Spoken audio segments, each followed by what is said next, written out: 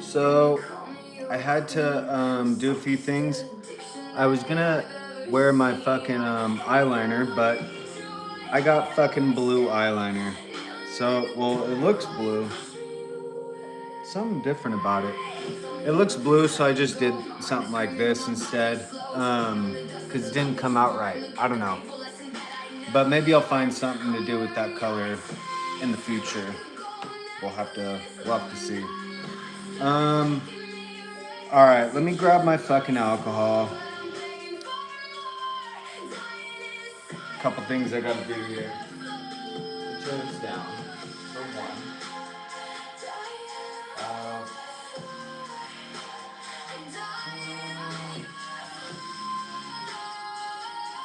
I'll go with 8. 8 ball.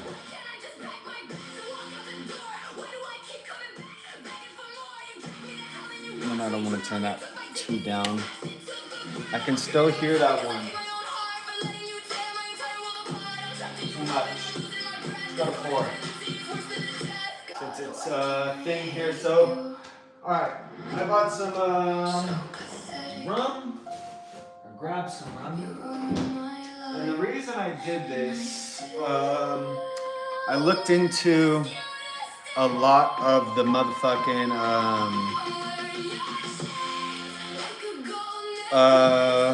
pretty much a Revolutionary War up to Civil War, and I have a bunch to discuss. It's gonna be a minute, but I'll start off the discussion. I don't even have any fucking where to put my fucking bottle because I'm so fucking packed with my stuff right now. Oh shit, that's cold. Okay. So,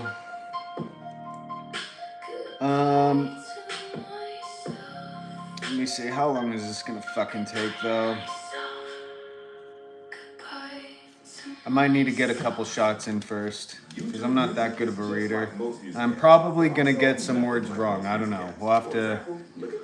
We'll just have to see, you know. It's not I think I need to get a new one of these. Which is why I would love to just pour myself one out of gold. But I don't have the gold and I don't have the smelter yet. Anyways, the Declaration of Independence is the document that was signed into law July 4th, 1776. And it's the first document that makes up the USA Book of Law, which is 3 documents: USA Declaration of Independence, USA Bill of Rights, and USA Constitution. I believe it was the Declaration of Independence first, then the Constitution, then the Bill of Rights last. So we're gonna skip the other stuff, and we're just gonna live as if they were just presenting this to the public. That's why everyone's excited about this day, because it's officially, I mean, the US won the war already like a few years back and then came up with this document. So a lot of people have been mistaken that this is signaling the win of the Revolutionary War. It was already won, and then it took the Founding Fathers years and fucking years to come up with and draft the Declaration of Independence. I think they even had to choose the font or something like that, like how do we want it, and so it just took them a while. But it's a pretty dope thing. It pretty much explains to everybody what the Founding Fathers were enduring and what they were fighting for, and who they were fighting against for what they're fighting for. And what was I gonna say?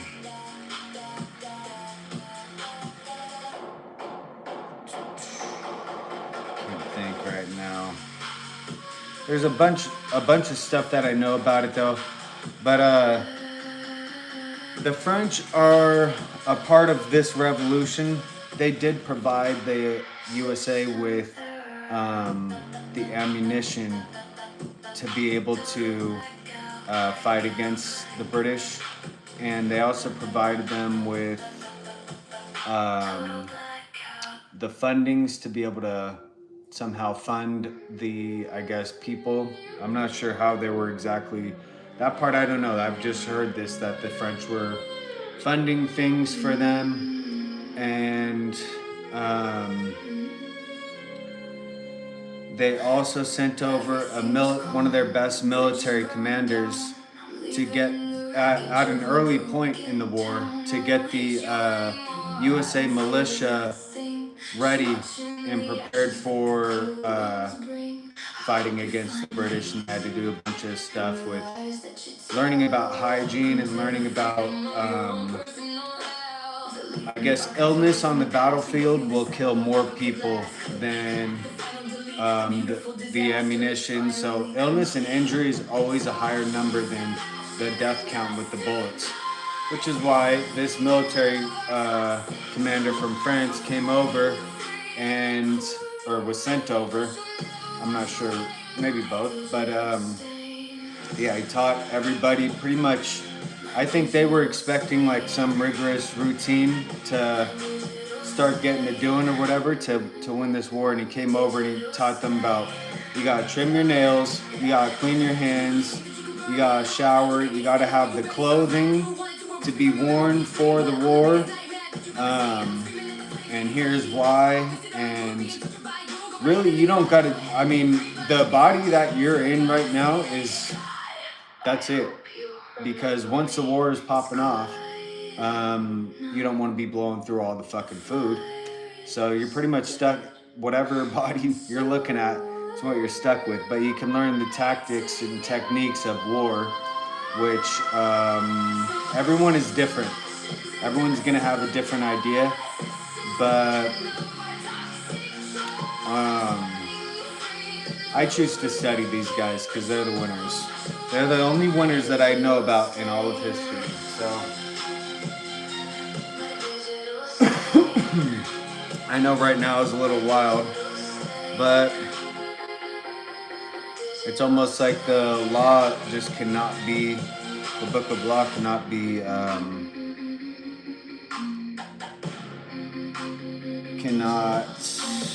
overruled. It's like it was designed in a way where it's always going to have a comeback. That's the thing about the USA is the USA hasn't ever lost a war, because when you fight against the USA, the war isn't over until the USA wins. So if the USA hasn't won a war yet, then you're still at war against the USA. That's why you don't fight against the USA.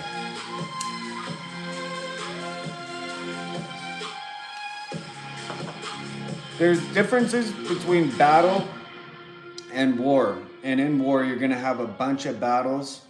And in the end is the overall, looking back on it, you can say this was the war. But until the USA has won, everything is considered a battle.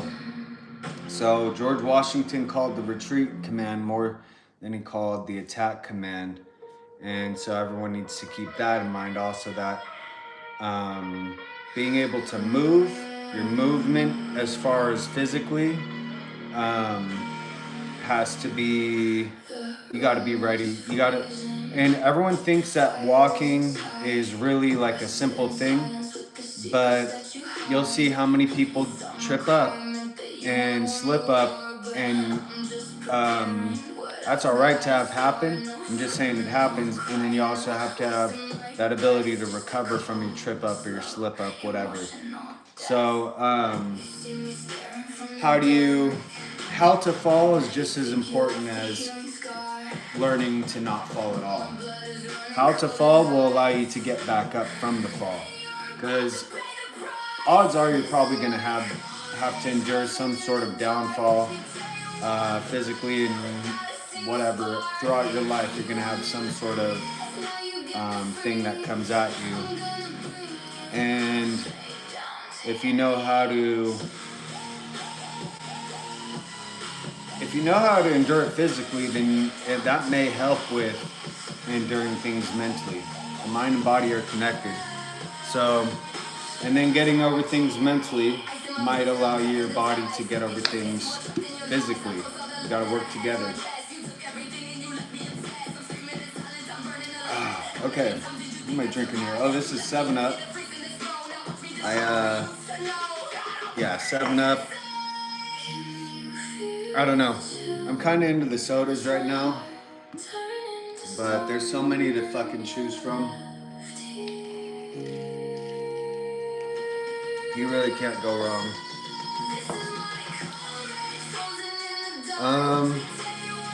The only thing is, I like drinking it out of a can better because it keeps the stuff in it, the carbonation. But I like it fucking cold, so there's like nothing I could do. All right, I'm gonna stay away from this buddy here. This guy is getting my myopathy going. And it's too myopathic. I thought this one was dope. I can't find something. Ah, fuck. I can't find something that is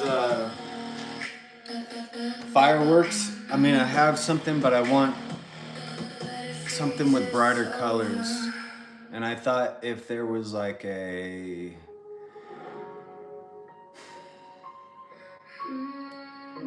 maybe if it was like the same thing like this, like whatever it is, psychedelic, whatever they're fucking calling it, trippy or hypnotic or whatever.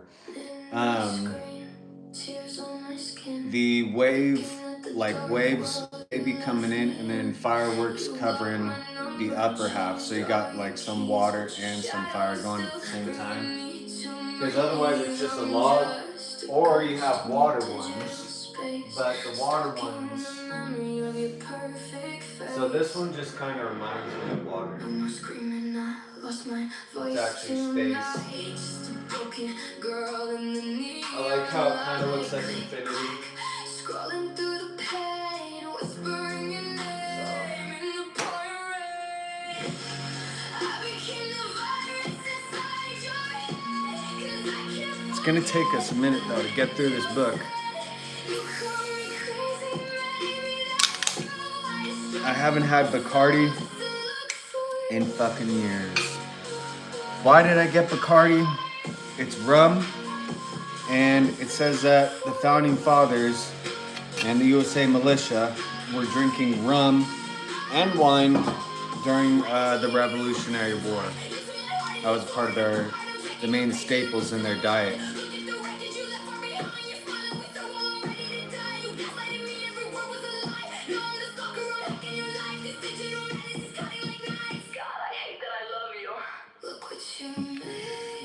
Alright, anyways, to the French out there, I gotta say I really appreciate all the help, you know what I'm saying? And then to top it off, we get the Statue of Liberty. It's dope. So, shout out to anyone who's out there. Shout out to the USA and shout out to the French.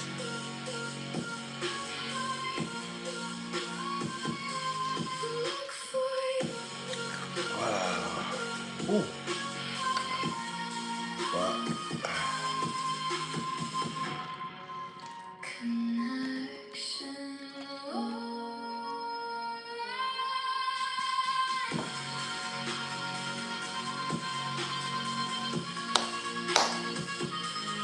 So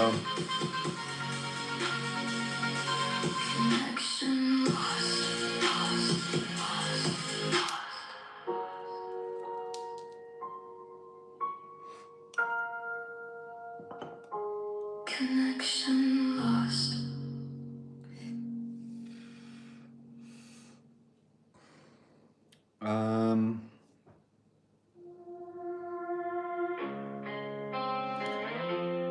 So, okay, what was I thinking about? I'm getting off topic in my head.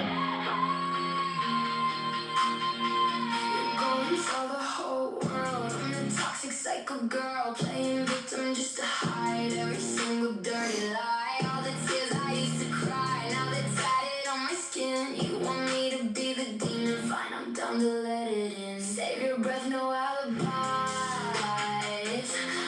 Yeah, so I think the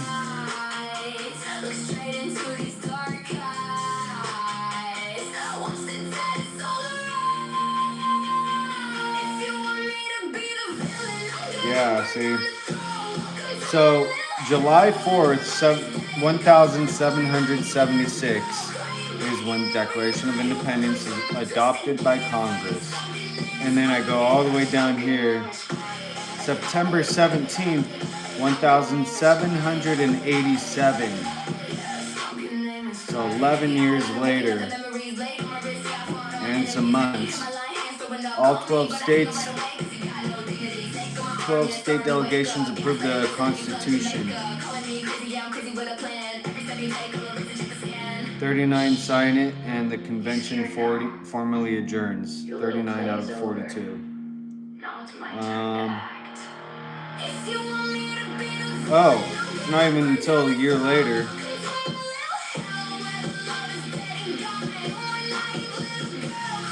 But yeah, I think that's the date for that one. September 25th, 1789. 2 years later, Congress approves 12 amendments and sends them to the states for ratification.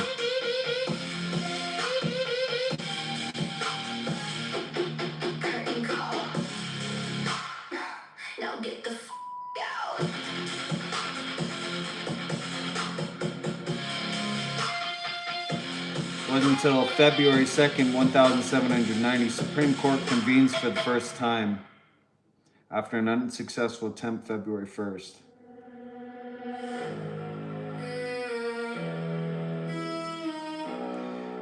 December 15th, 1791, Virginia ratifies the Bill of Rights, and 10 of the 12 proposed amendments become part of the U.S. Constitution.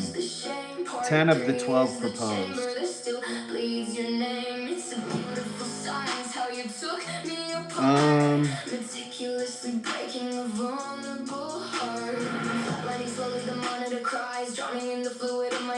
Anyways, this one is 1776. Is about 10 to, what is that? 20? I don't know. 10 to 20 years fucking earlier, I guess. 91. Decade to decade and a half. About. That's how long it took to sign the whole thing. So we're talking about just the Declaration of Independence.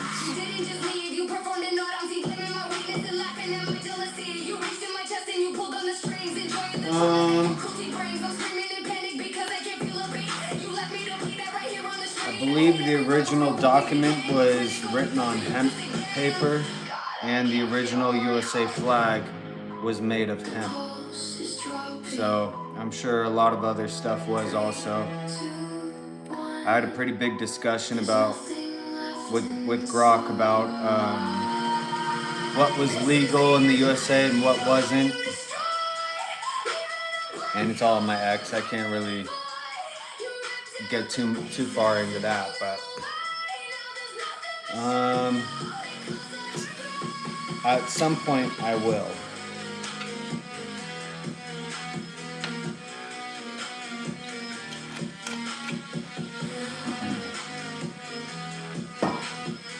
So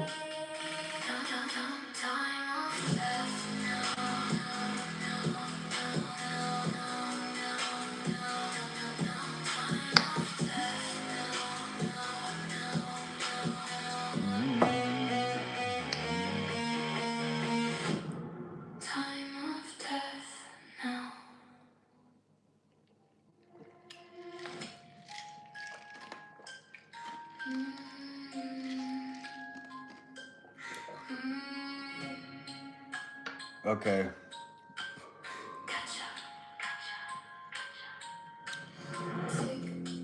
Let me just read through it first.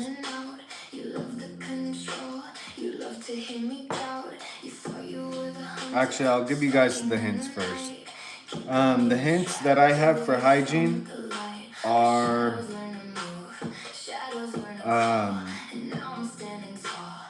it should be weekly about like some sort of day that you pick out of the week that is for hygiene, dedicated to hygiene. I choose Sunday because everyone's on their convene, right? Well, this is a perfect opportunity to get ahead. And at the same time, I mean, I don't really like working on Sunday because you do need a time in the week to re-energize your body and rest. And you also, you don't want, I guess people are into not working on Sunday, and you don't want to be that person that's ruining it for everybody, whether it's they're catching up on sleep or whatever the fuck it is they're doing. I mean, you can, if you're down to protest, that's a form of protest. To go out there and just be working, you're saying fuck you to the people taking this day off. But I like to use it in a more personal way that's not necessarily a fuck you, because I don't always have these random motherfuckers on my mind. Just these things happen to add up, you know what I mean? Like going to the store is extremely fast on this day because everything's cleared up. On Sundays, I'm talking about, today's actually Saturday, but on Sundays it's all cleared up and everything. You come home and you have that time to, if you already feel like you've had everything like nailed or dialed in, then now could be the time to fine tune whatever. Like you can work on different techniques of something that you want to do with makeup or different colors or fucking different hairstyles, something like that, you know what I mean? Like you can always change things up a bit, and if you're at that level.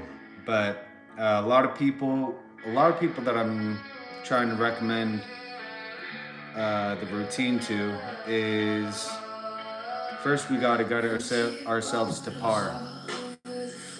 And that's why a lot of people, if you're struggling real hard and you're ready to be done struggling, this is the fucking hair to go with, because you want to get rid of all the dead ends and everything. Fucking it's just the shaver, the regular shaver. And I don't recommend the small shaver that's like for your beard and stuff, but just a regular hair shaver, because if you go too short, then you're kind of telling your body you don't want hair right here, and I don't know if it'll lead to balding in the future. You want to use just a regular hair razor, not a body razor, not a shaver for the face, the electric ones or whatever. Your face, for dudes, obviously you want to take it down with the face shaver and then fully with the blade, and I use a 2-blade to get the closest. And a lot of things the thing that a lot of people don't do is breathing. And if you breathe into your mouth, you're risking it going into your stomach, and if you swallow air, then you're gonna fucking fart or burp or whatever. Also, you have mucus in your airways that will capture things like a filtration system. It's like an additional step, because it does go down, I think, back your throat or whatever. But it's like you have this whole location of here's a filter. And the thing I was gonna say, so a lot of people hit the like nose shavers or whatever. I'm hoping someday they just have a laser to stick in our fucking nose, like a light that a little earplug looking thing, but for your nose, that's clear, and it fucking has a laser that can just laser all the hairs off. Because if you don't have that done, then every week you're gonna have to go through, and I recommend this highly to everybody, especially if you're an athlete. You're gonna pluck your fucking nose hairs.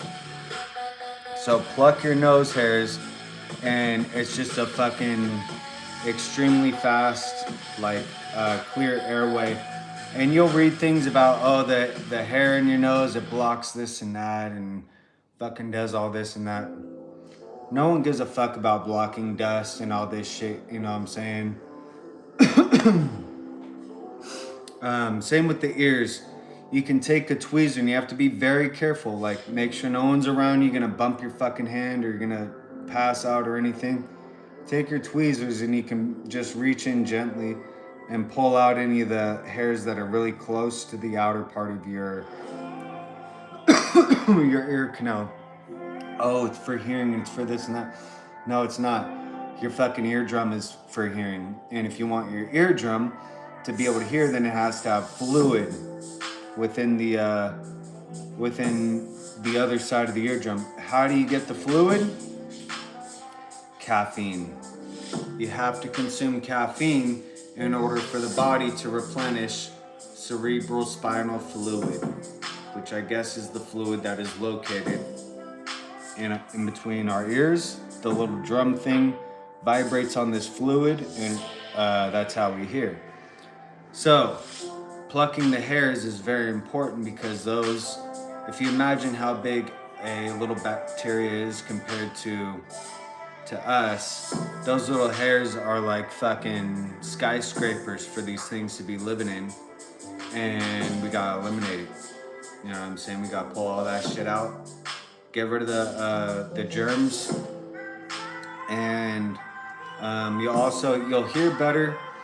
And pretty much that's what I recommend with all the hair on your body. You can imagine your nose is collecting a lot of bacteria. Well, all the hair on your body is a fucking skyscraper or more for these single-celled germs to be living on. And the germs are a threat to your life, a threat to your survival, a threat to your love, your whoever, your country, family members' lives. And you could easily take it down with a shaver, take it down with, you know what I'm saying, the electric razors. Or what I do is I do a little bit of both, and then I fucking take it down with the double blade razor. Whole body. Take it off your whole fucking body. And that will just eliminate so much fucking hassle. And then here's the other thing. These crooked fucking motherfuckers that have invaded in this motherfucker. The Nazis, Confederates, whatever you want to call them at the moment. Mexicans. Crooked motherfuckers are falsely obtaining evidence and things like that. Well, guess what? If you have everything shaved, then there's no evidence to be falsely obtained. That includes eyebrows. But also, let's keep in mind the main reason why we're doing this is for our continued survival, for our protection.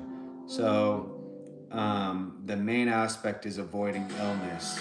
But these little what if scenarios get to be off our mind. So the best thing that I like is shaving or having my armpit clean, because your armpit's clean and you just hit that rubbing alcohol. I mean, not rubbing alcohol, hand sanitizer. Put it in there, one on each arm, and fucking just rub it. If you don't have any bacteria, then there is no odor.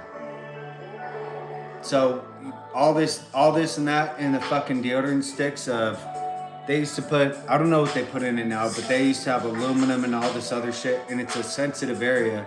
It wasn't working for me.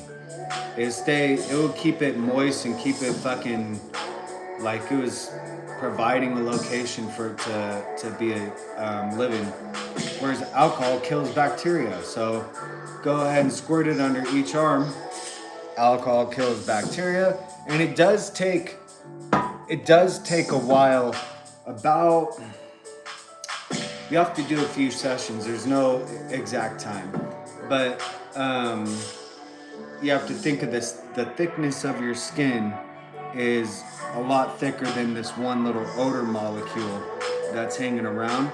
But the odor molecule that's hanging around can work its way in through these skin molecules because the odor molecule is smaller. So it works its way in, Well, it's going to take a while for that odor molecule to work its way out and be fully killed. That's why I recommend that you use the hand sanitizer. And I'm not saying do not use deodorant.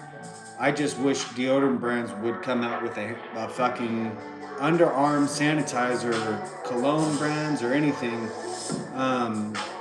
This is the other thing. A lot of people forget the step, and it's a very important step, which I haven't had, or haven't had the knowledge of. I used to just spray cologne. I thought cologne was the same as aftershave. Aftershave is an entirely different setup where the aftershave is going to kill bacteria. The cologne is more for an aroma aspect, but the aftershave is required for anyone that shaves their face, and that's how you prevent yourself from breaking out. A lot of people that have a beard, say you're growing out your beard, you want to be Abraham Lincoln, you can use aftershave on your beard and just rub it. I mean, I don't know how long your beard is, but anything a decent thickness, you can still rub this on and keep your beard clean that way. Putting it on your whole body is going to get a little pricey and ridiculous, but you can, for anyone that's struggling with acne, use the Purell, the hand sanitizer, across your whole body, and then obviously you're preventing it from being able to form. After that, you do not want your skin to dry out, so you're going to do hand sanitizer, let it absorb in, and then one of the days of the week you're going to put on some fucking just regular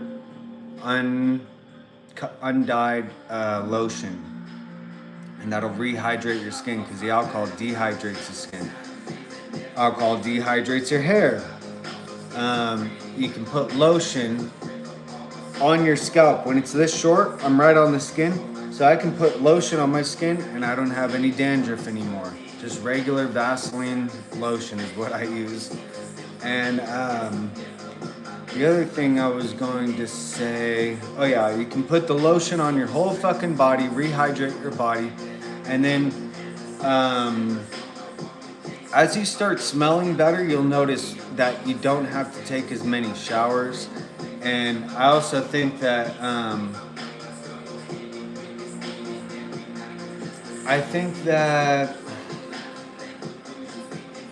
being able to consume the alcohol as opposed to just rubbing it on helps with the appetite aspect of things, because alcohol does provide energy for the body.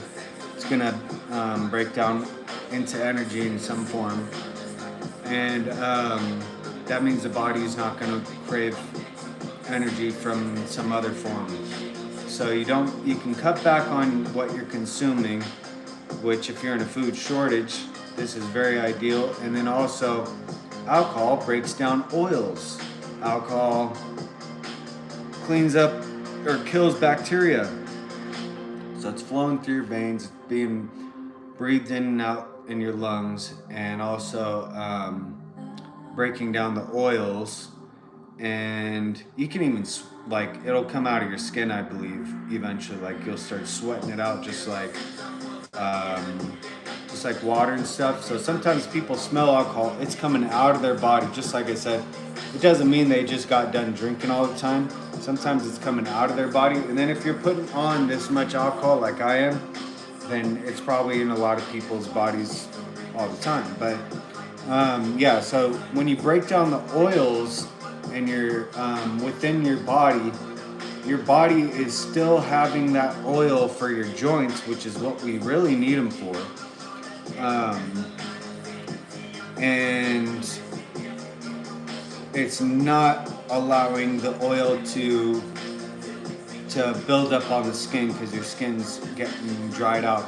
But here's the thing, the body is very smart, so it knows, oh man, the skin is drying out. The skin organ, it's actually an organ. The skin organ is drying out. So let me send the skin more oil. And that's what we're trying to prevent by putting lotion on about once a week. Putting it on your hands, because you use Purell after you use the restroom or after whatever. Wherever you're using Purell the most, you're probably gonna want to put lotion on at nighttime. I recommend doing it after you're done gaming because the lotion does fuck with my gaming.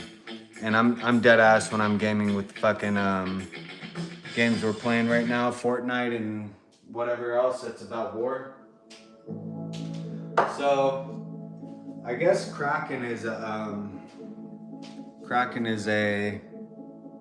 rum too, but I think that I grabbed 2 Gatorades today, and I drank both of them before I had the alcohol. So I'm really thinking about how to properly hydrate my or prepare my gut for what I'm about to do, because I don't like getting the myopathy. It does hurt. Feels like I fucking just got done with the workout. But let me just leave this here for now. So I'm gonna say the myopathy.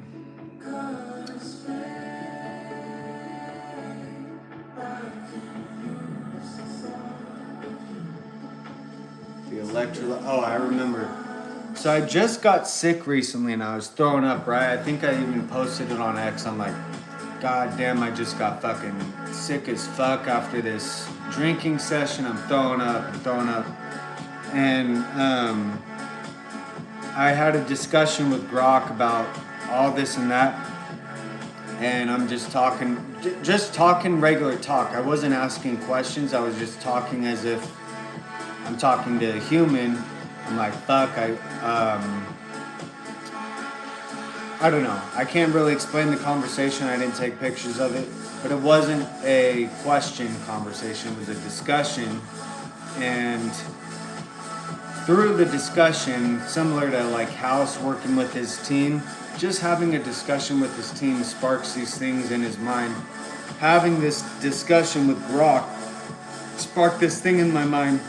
I might have consumed too much fucking sodium, because I remember I put a bunch of salt rub on my on some red meat that I got, and I was just taking pieces off, but I fucking didn't realize how much that, like, I thought I was kind of low on sodium and stuff, or low on salt. Well, while I was thinking about, I consumed a bunch of salt, I remember that if you drink water from the ocean, you get sick, because drinking water from the ocean has too much salt in it. Well, that's pretty much what I was doing, because I wasn't really having water. It's only 60% water with this, and even if I had full 100% water, there's so much salt, because I was just trying to keep the meat good or whatever. I don't want it to rot on me. Well, here's the thing, guys, and that was the theory that I said to Grok. Is I said, I think I might have consumed too much salt, just like when you consume drink salt water, seawater, whatever, ocean water. I can't remember how I worded it, but I said I think I consumed too much salt, and that's what's causing me to throw up and do all this stuff. Okay, so I had that conversation. A few days later, whenever I was looking into the Founding Fathers, the main staples of the Founding Fathers diet, it said something about, because I kept asking questions, it said something about when they're low on food, they were low, and people did starve to death, they said, but if you're low, and I'm thinking, how do you starve to death? Are you going to become like a skeleton and all that? You can starve to death and look pretty much normal body weight, because they said what they would end up losing at first was their carbohydrates. Well, when you lose your carbohydrates, because they had some flatbread or whatever, flour with water, when you lose your carbohydrates, what they were resorting to was the stuff that they had on salt and alcohol, which is pretty much what I did. And so it was meat that they saved covered in salt. Well, they don't have any carbs. For whatever reason, I'll have to look this up again. If you don't eat carbs, but you're consuming high amounts of salt, then you're gonna get what they called scurvy. Scurvy, so that's what I fucking had was scurvy when I was thrown up recently. I want that to be spread to all the people that have ever been diagnosed with alcoholism or alcoholic, or they think they can't handle their alcohol. Break this down for yourselves, you guys. You may not have prepared your body correctly. Make sure you're pissing out clear before you, if you're saying your body's not responding to alcohol properly, make sure you're pissing out clear. Make sure, I would even do, and I just did the regular Gatorades. The original motherfucking formula is always the fucking best, because whoever fucking made it at the fucking time is a fucking genius. So, regular red and regular fucking blue is what I got. I already drank them both.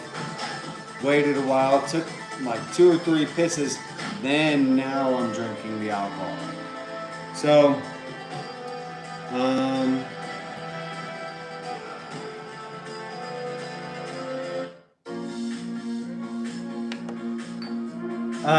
okay.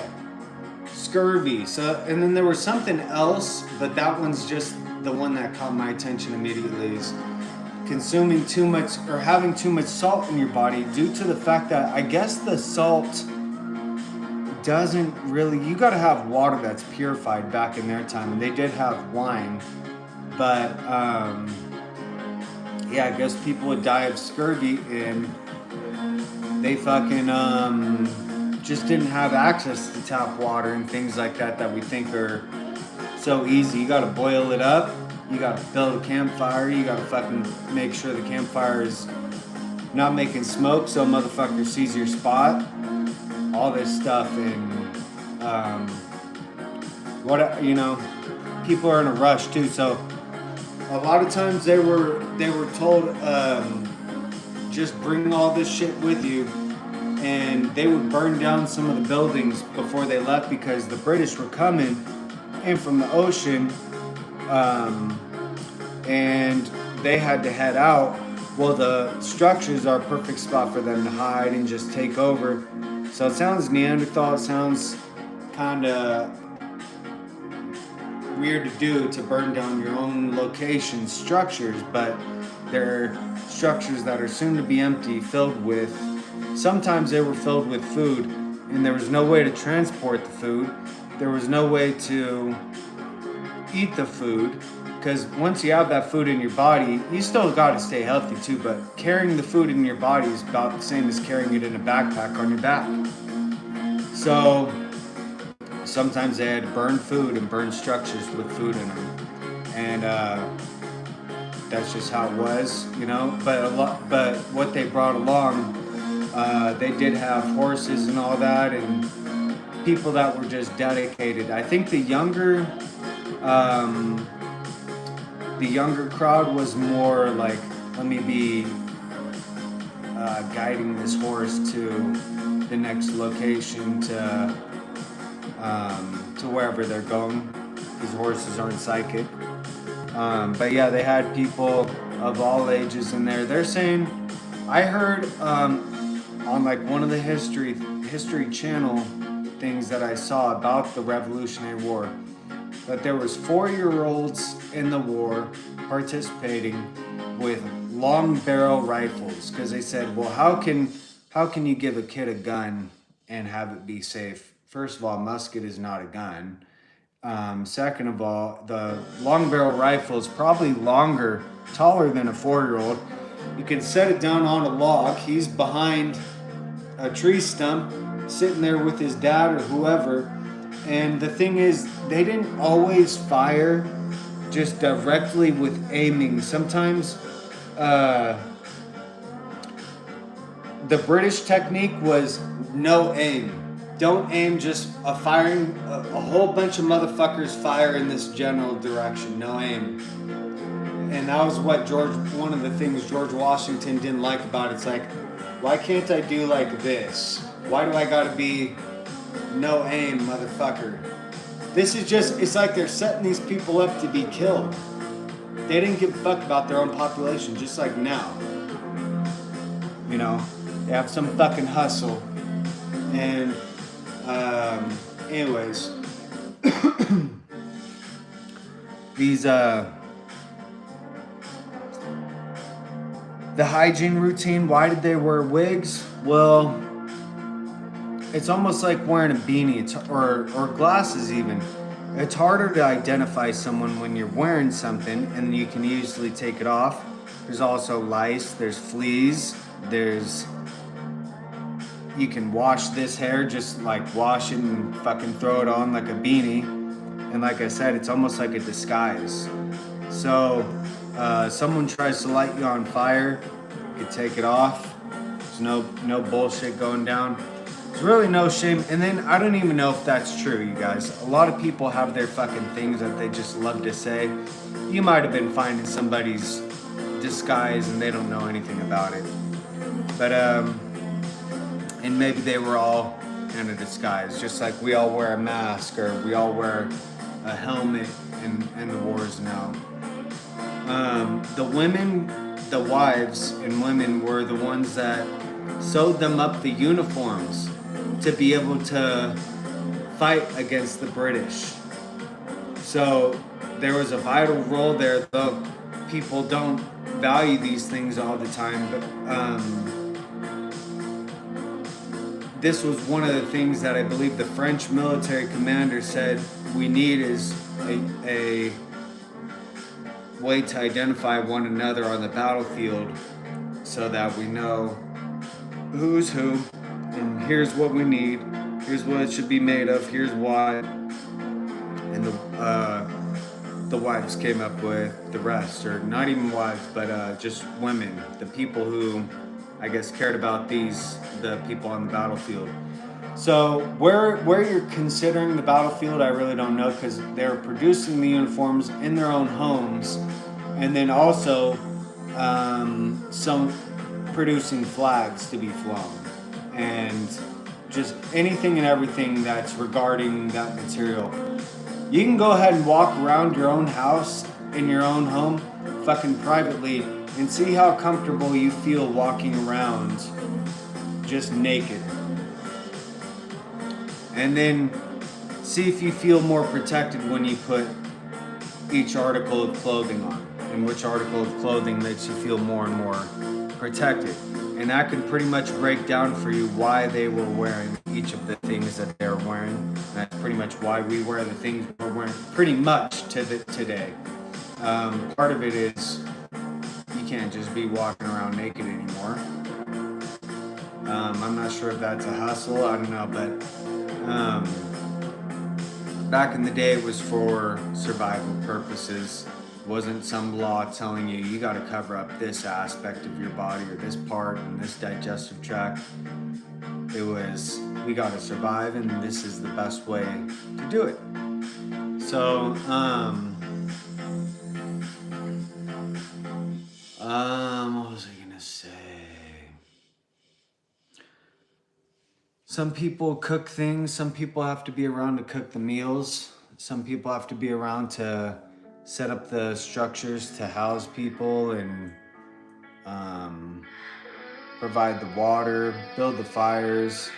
There's so much that has to be done. And when you call the retreat command, remember all that has to be brought with you.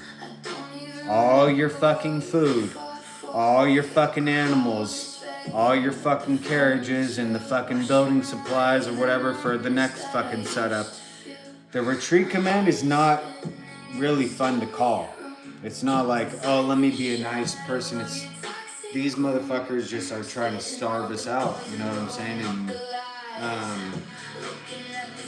retreating to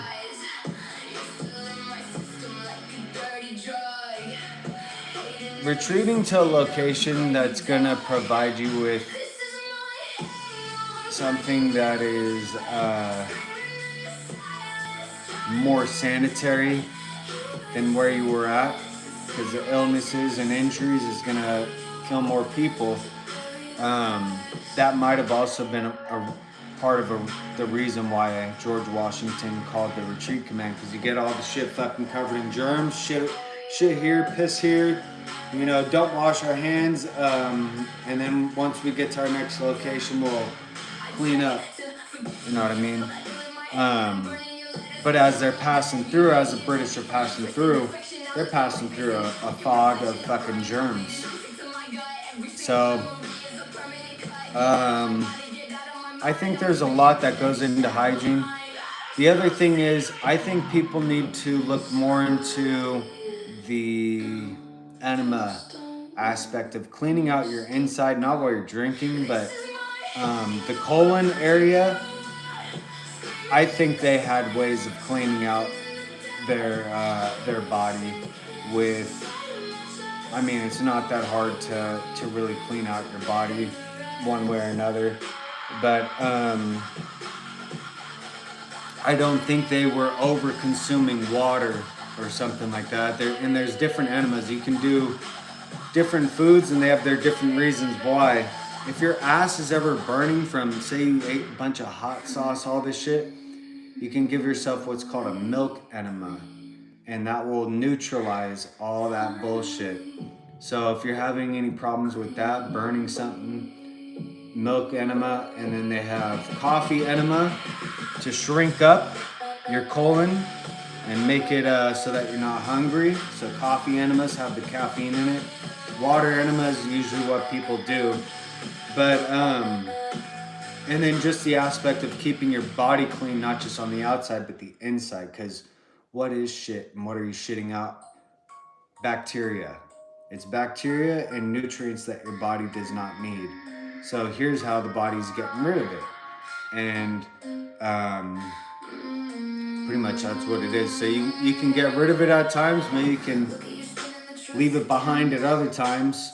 But an enema, I think, in this day and time is something that people need to consider more. And I think once you've already done it, once you've already experienced however long you've had of doing it, your body will have already been clean. If you haven't ever done it for however old you are, for 25 years, quarter century, and you go and fucking do it for the first time, then it's probably going to take a few times to get fully clean. But once you get to those few times, then you're going to probably not have to do it for a while. If you were able to go 25 years, you know.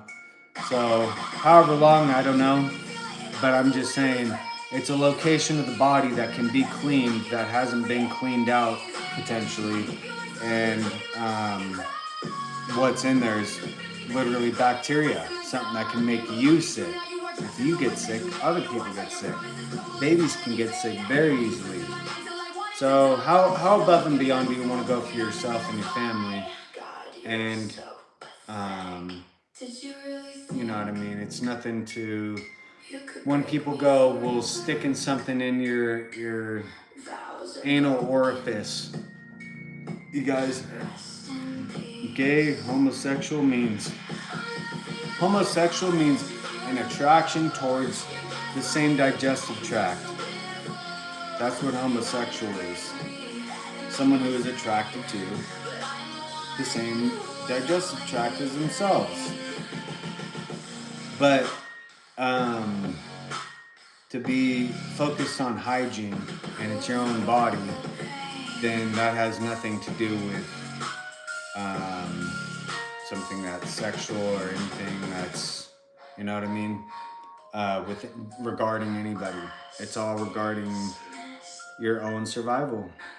And you can either do it or, you know, if you don't want to fucking do it, you want to risk it, or you want to get colon cancer. How does cancer form? Cancer is going to be a mutation during the cell replication process. Cells replicate anytime they die off. So if you have bacteria sitting in your colon, it's probably going to kill off some cells, which are then going to have to replicate. If you don't have any bacteria sitting in your colon, then you don't have cells that have to replicate because they're not dying off at such a fast rate. And therefore, your chances of enduring a mutation during the cell replication process are going to be far lower because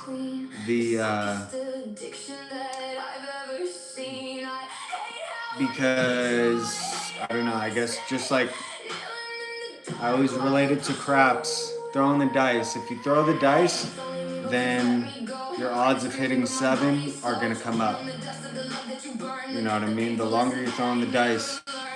So the more your cells replicate, then that's like throwing the dice. You're increasing the odds that cell is going to replicate and have a mutation during the process. And and that's another thing is rest is important. And Benjamin Franklin said something about this is the best thing about life, or one of the best things about life is having wine and rest. Or something like wine and fasting. I don't know. I can't fucking remember. I just know they valued rest. And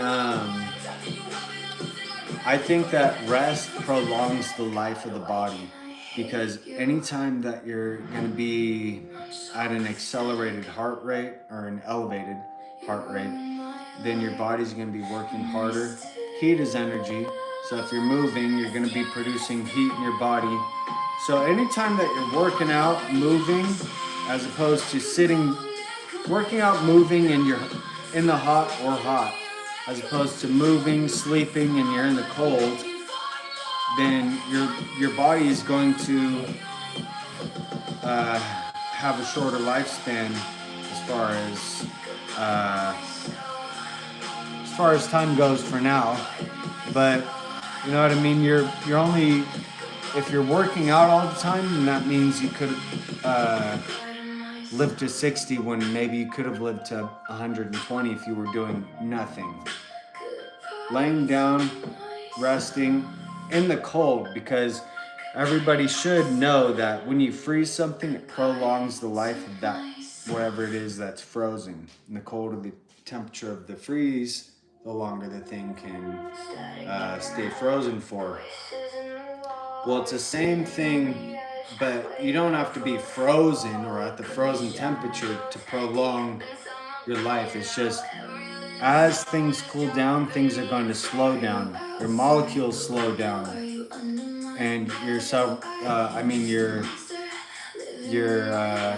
much your cell replication is going to slow down, and you look younger. Your life is probably going to be prolonged.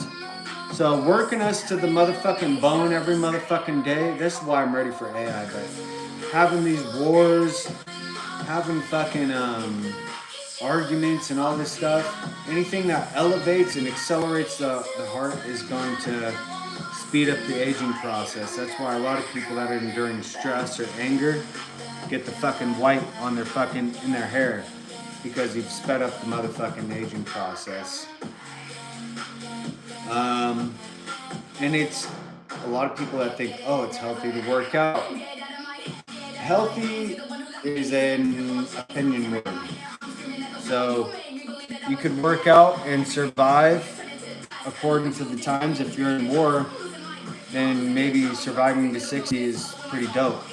But if we weren't in any wars at all, then resting and doing nothing would be pretty dope, because I can survive an additional 60 years, double the lifespan, and be focused on something entirely different.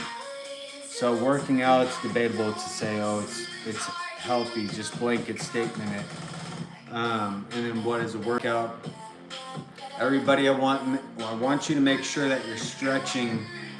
Focus on stretching.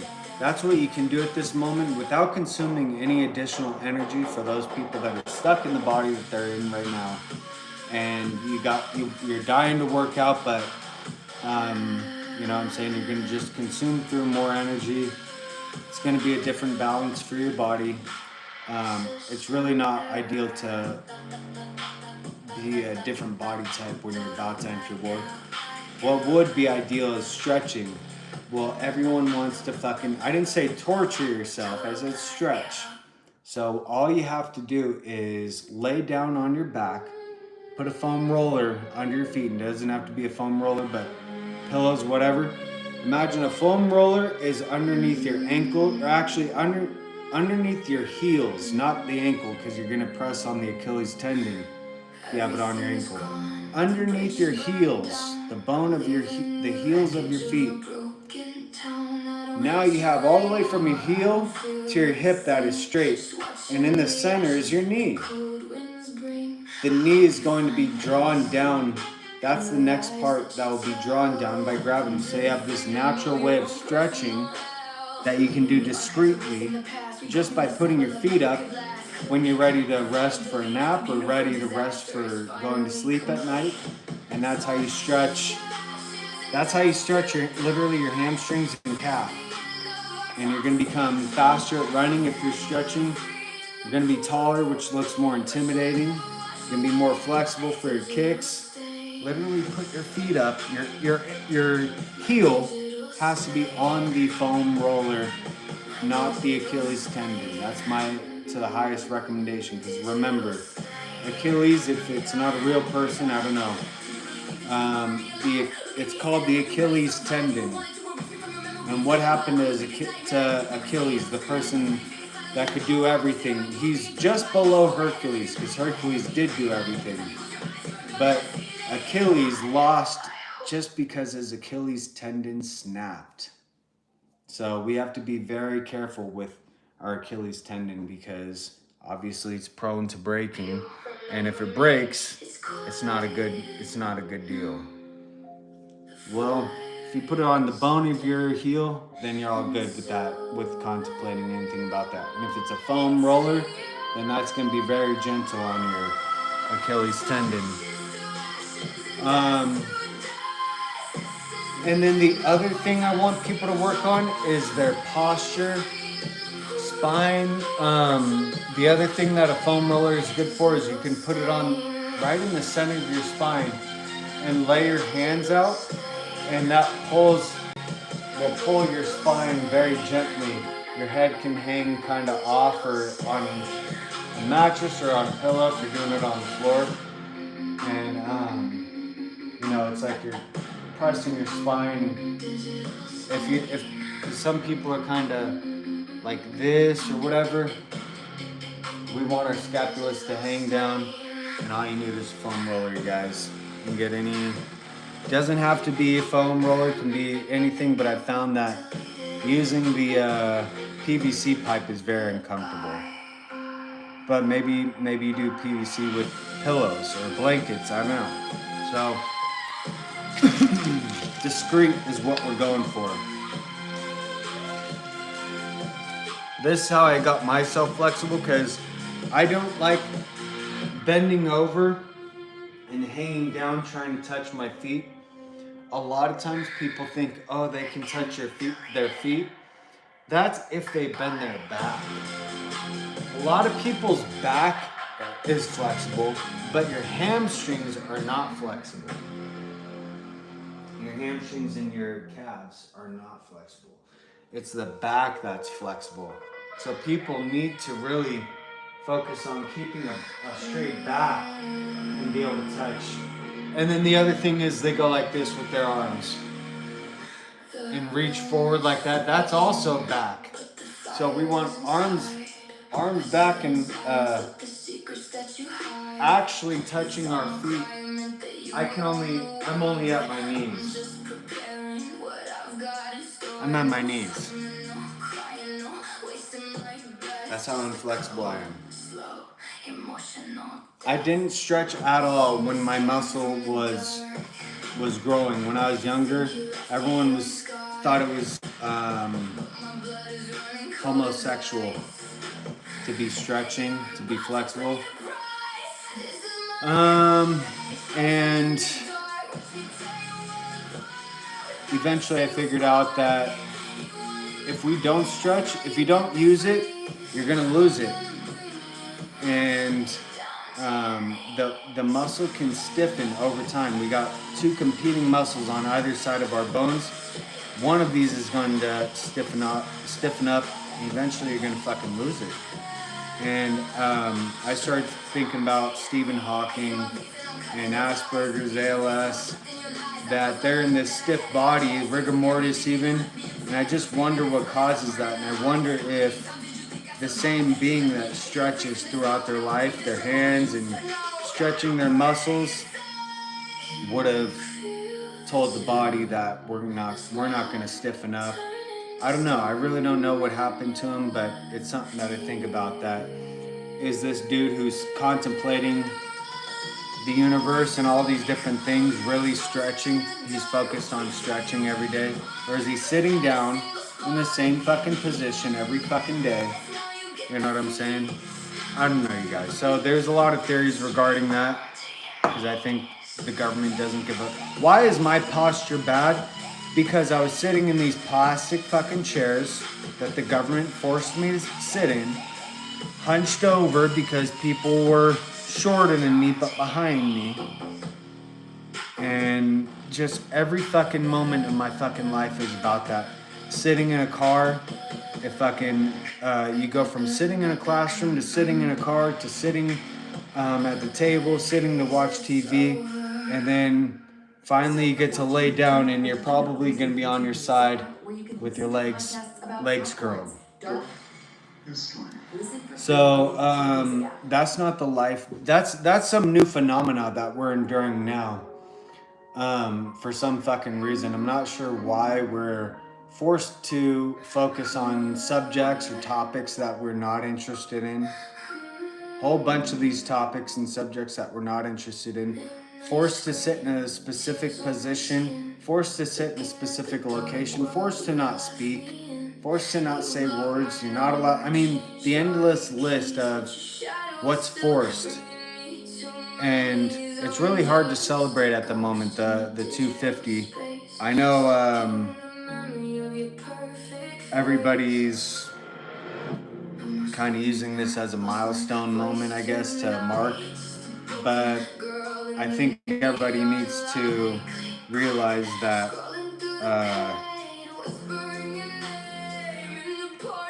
most of the time we're not enduring a good life as a species. Sitting in a car is not dope. Do you think that you think that the founding fathers were sitting in a carriage or sitting on a horse all the time?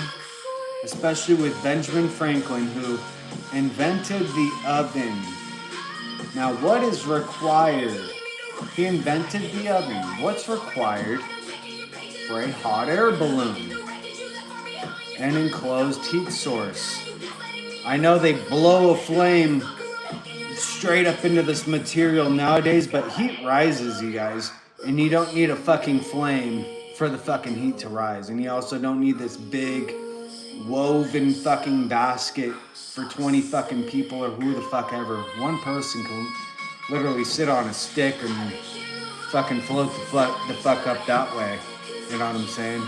And we pipe up the heat into this balloon. The material that the wives were making float up. Fucking look at where people at, float down. I don't know. I think that they were traveling in different ways than we were now. And I really don't buy the fact that accept the fact that they were all just sitting on a horse or walking everywhere. I know they had boats, but I think that they had kites pulling them on the boats. They weren't rowing. They had like some stealth fucking kites that they would hold as a group, you know. And what was another thing? I guess another thing Benjamin Franklin invented was the roller skates, which is pretty dope. And then the bifocals, which is glasses. people still use to this day. Probably always will use to protect your eyes and properly see. But let me see what else.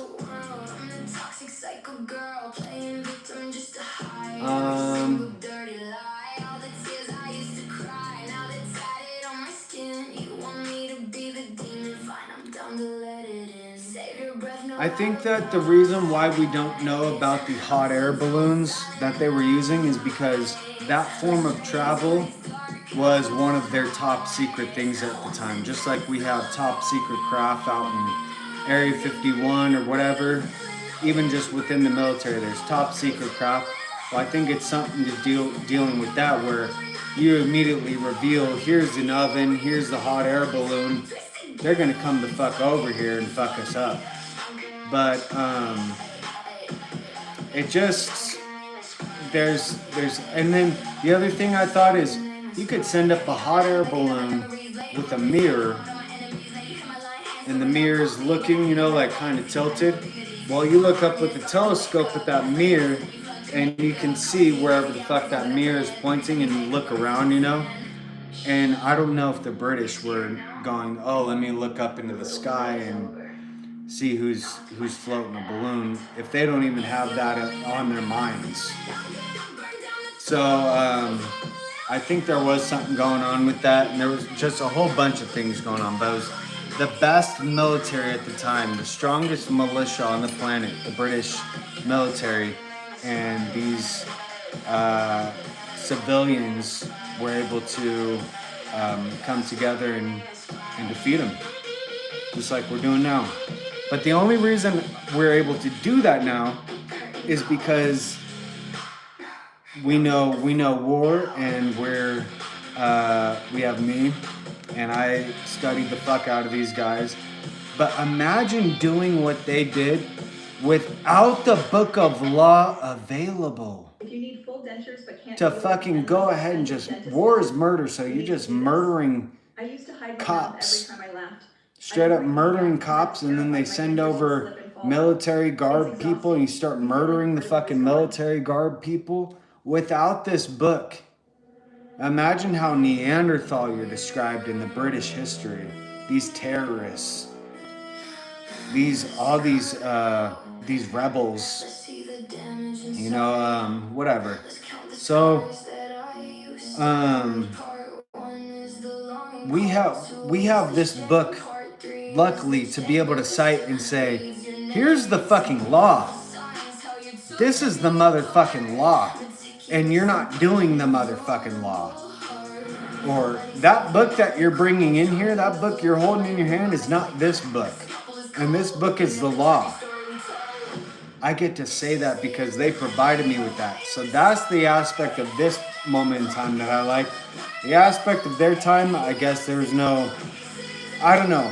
They did have hyperrealisms for the drawing, and they had fucking people, I think they were starting to get into microscopes and all this shit, so maybe they did have forensic shit, I don't know. But it feels like you could shoot someone and then fucking go off in the forest. And I mean, at least, I don't know. I fucking don't know. I wish I could see back in their time how easy it is to kill someone. But it just sounds like it was more acceptable to kill someone. Maybe not easier, because you do got to get your ammo, your gunpowder. But everything today is the same thing. It's literally metal tube on a stick. At what point is something a gun? Because they describe what they have as a musket. And a musket is apparently not a gun. A musket is not a gun. A musket is a metal tube attached to a stick. And then what did they use as gunpowder? That's another thing that's theoretical, because none of us were there. But gunpowder could have come from France, which they were just using metal rounds, metal marbles, and you stuff the gunpowder in first, then you drop the marble in, light the gunpowder on fire, and it shoots out the tube. Well, whale oil is apparently gunpowder. And the British were using whale oil as their gunpowder against the USA militia, or the 13th colony militia. So I don't know what was actually being used, if history is being told in every way. Whales were probably much more abundant. I did hear they used to use the whale to its fullest. The meat would be stored in salt. The meat would be stored in cold areas and in the snow. The bones were used for structural purposes, umbrellas, corsets, and other things. And then the skin was used for things. The blubber was also used for stuff. It was used to keep fires going. And then the oil of the whale is used as gunpowder. But the whole whale was utilized. And any part of the whale that you're saying, oh, that can't be really utilized, that was mixed in with the ground for the crops that they're going to be growing. So it wasn't some evil thing. I don't know how they got the whales. They're so abundant they keep washing up on shore.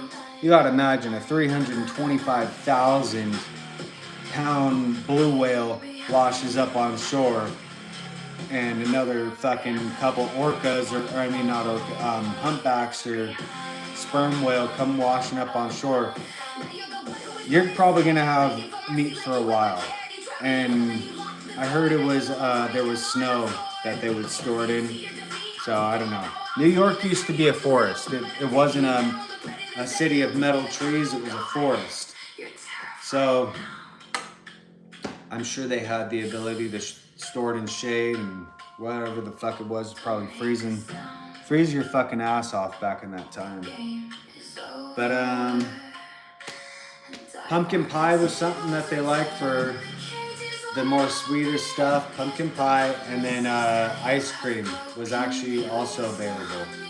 So that should tell you it's probably pretty cold out there.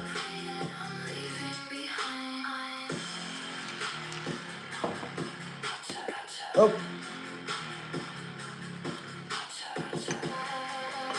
So cannabis is going to slow down your body. It's the opposite of doing the workout. Your workout's going to speed up the body. Cannabis is going to slow it down. Cannabis can very likely prolong the life. Alcohol slows down the body, doesn't speed it up. So opposite to the workout, it's going to slow down your body and possibly prolong the life of your body. Because as we slow down, we're going to replicate our cells less. And as we slow down, maybe the cells have more time to process what they're thinking, and there's not going to be a mistake during the replication process.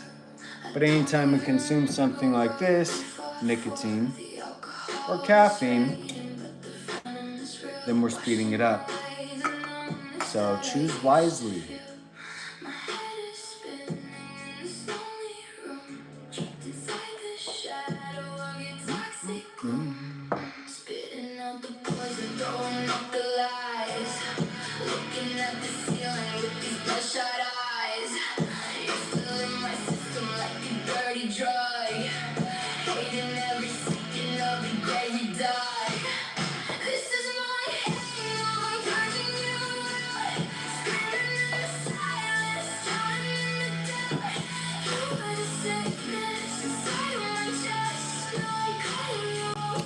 Okay.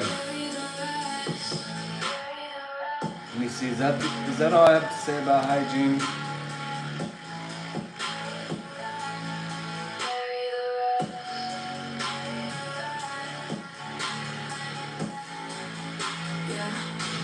I would say that's pretty much it.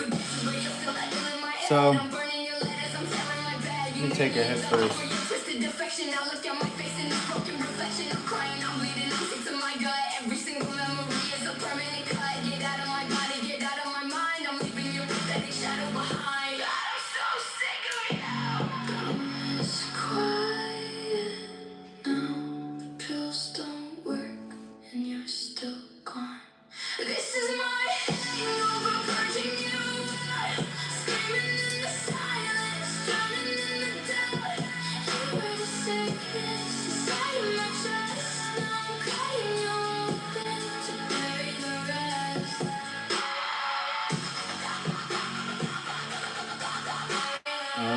Okay.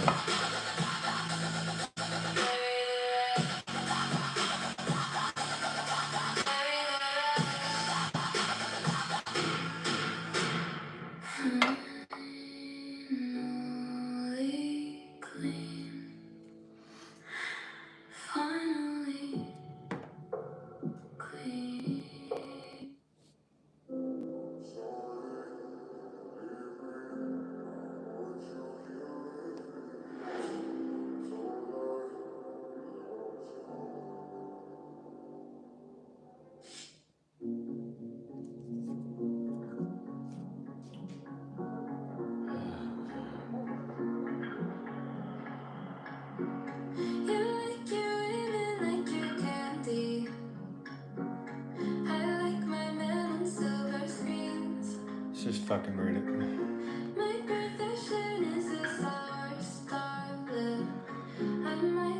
When in the course of human events, it becomes necessary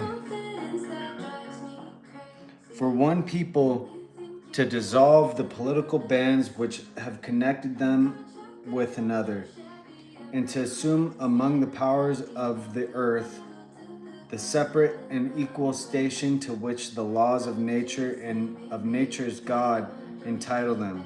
A decent respect to the opinions of mankind requires that they should declare the causes which impel them to the separation. We hold these truths to be self-evident, that all men are created equal, and they are endowed by their Creator with certain unalienable rights, that among these are life, liberty, and the pursuit of happiness. That to secure these rights, governments are instituted among men, deriving their just powers from the consent of the governed. That whenever any form of government becomes destructive of these ends, it is the right of the people to alter or to abolish and to institute new government. New government, laying its foundation on such principles and organizing its powers in such form as to them shall seem most likely to affect their safety and happiness. Prudence, indeed, will dictate that governments long established should not be changed for light and transient causes, and accordingly all experience hath shewn that mankind are more disposed to suffer while evils are sufferable than to right themselves by abolishing the forms to which they are accustomed. But when a long train of abuses and usurpations, pursuing invariably the same object, evinces a design to reduce them under absolute despotism, it is their right, it is their duty to throw off such government and to provide new guards for their future security. Such has been the patient sufferance of these colonies, and such is now the necessity which constrains them to alter their former systems of government. The history of the present King of Great Britain is a history of repeated injuries and usurpations, all having in direct object the establishment of an absolute tyranny over the states. To prove this, let facts be submitted to a candid world. He has refused his assent to laws the most wholesome and necessary for the public good. He has forbidden his governors to pass laws of immediate and pressing importance unless suspended in their operation till his assent should be obtained. And when so suspended, he has utterly neglected to attend to them. He has refused to pass other laws for the accommodation of large districts of people unless those people would relinquish the right of representation in the legislature, a right inestimable to them and formidable to tyrants only. He has called together legislative bodies at places unusual, uncomfortable, and distant from the depository of their public records for his sole purpose of fatiguing them into compliance with his measures. He has dissolved respective houses repeatedly for opposing with manly firmness his invasions on the rights of the people. He has refused for a long time and such dissolutions to cause others to be elected, whereby the legislative powers, incapable of annihilation, have returned to the people at large for their exercise, the state remaining in the meantime exposed to all the dangers of invasion from without and convulsions within. He has endeavored to prevent the population of these states for the purpose obstructing the laws for naturalization of foreigners, refusing to pass others to encourage their migrations hither, and raising the conditions of new appropriations of land.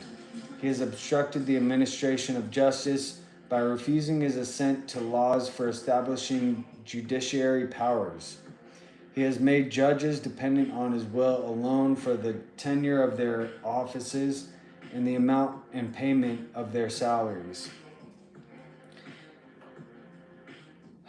He has erected a multitude of new offices and sent hither swarms of officers to harass our people and eat out their substance. He has kept among us in times of peace standing armies without the consent of our legislatures. He has effected to render the military independent of and superior to the civil power. He has combined with others to subject us to a jurisdiction foreign to our Constitution and unacknowledged by our laws, giving his assent to their acts of pretended legislation.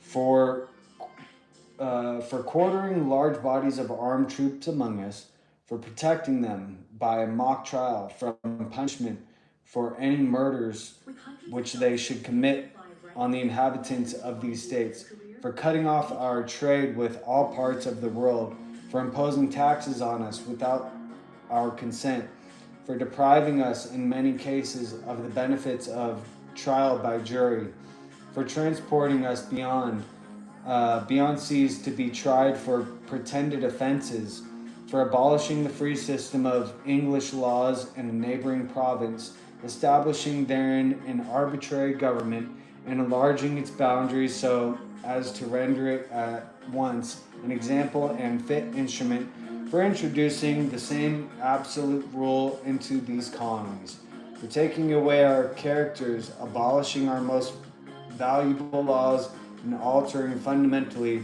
the forms of our governments, for suspending our own legislatures and declaring themselves invested with power to legislate for us in all cases whatsoever. He has abdicated government here by declaring us out of his protection and waging war against us. He has plundered our seas, ravaged our coasts, burnt our towns, and destroyed the lives of our people. He is at this time transporting large armies of foreign mercenaries to complete the works of death, desolation, and tyranny already begun with the circumstances of cruelty and perfidy scarcely paralleled in the most barbarous ages and totally unworthy the head of a civilized nation. He has constrained our fellow citizens taken captive on the high seas to bear arms against the country, to become the executioners of their friends and brethren, or to fall themselves by their hands. He has excited domestic insurrections amongst us and has endeavored to bring on the inhabitants of our frontiers, the merciless Indian savages, whose known rule of warfare is an undistinguished destruction of all ages, sexes, and conditions. In every stage of these oppressions, we have petitioned for redress in the most humble terms. Our repeated petitions have been answered only by repeated injury. A prince whose character is thus marked by every act which may define a tyrant is unfit to be the ruler of a free people. Nor have we been wanting in attentions to our British brethren. We have warned them from time to time of attempts by their legislature to extend an unwarrantable jurisdiction over us. We have reminded them of the circumstances of our emigration and settlement here. We have appealed to their native justice and magnanimity, and we have conjured them by the ties of our common kindred to disavow these usurpations, which would inevitably interrupt our connections and correspondence. They too have been deaf to the voice of justice and consanguinity. We must therefore acquiesce in the necessity which denounces our separation and hold them as we hold the rest of mankind, enemies in war, in peace, friends. God damn you guys. We therefore, the representatives of the United States of America in General Congress, assembled appealing to the Supreme Judge of the world for rectitude of our intentions, do in the name and by the authority of the good people of these colonies, solemnly publish and declare that these united colonies are and of right ought to be free and independent states, that they are absolved from all allegiance to the Britain Crown, and that all political connection between them and the state of Great Britain is and ought to be totally dissolved, and that as free and independent states, they have full power to levy war, conclude peace, contract alliances, establish commerce, and to do all other acts and things which independent states may have right to do. And for the support of this declaration, with a firm reliance on the protection of divine providence, we mutually pledge to each other our lives, our fortunes, and our sacred honor. Fucking miss a page, no. I don't think I did. Anyways, I want to read through that one more time because that was just so fucking bad. But I'll accept it for now. But what is this, you guys? I mean, what a fucking shit fucking book. I'll keep it for specific purposes, but this motherfucker is, okay, the sentence is this long. Motherfucker is like, go and look at the pages in person at the thing. The pages are like this. It's like, that's how big one page is. So you can just fucking read. Read. Okay, now I'm gonna read. It's like, this whole fucking thing, I just sound so fucking robotic. That's exactly how the textbooks were at school too. Motherfucking, the book was this fat, you know. It was this fat, but it was this throughout the book. It's like, I just can't stand these fucking stupid fucking motherfuckers that control our fucking lives like that. I can't believe that these motherfucking Confederates, Nazis, whatever the fuck they are actually the ones claiming that they're peaceful or that they're USA.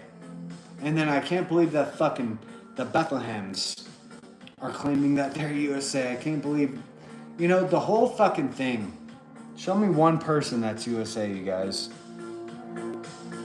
The flag code, by the way, the flag code says that wearing the USA flag as clothing is a violation of the USA flag code. So I'm done giving you guys likes if you're wearing the flag as clothing. If your body does not have any shirt on, I don't know. Even if you have a shirt on and you have a flag over you, put it on a pole, you dumb motherfucker. I don't know. Doesn't it say in the fucking flag code it's not to be worn as clothing? So anyone wearing the USA flag as clothing, you're saying fuck you to the USA.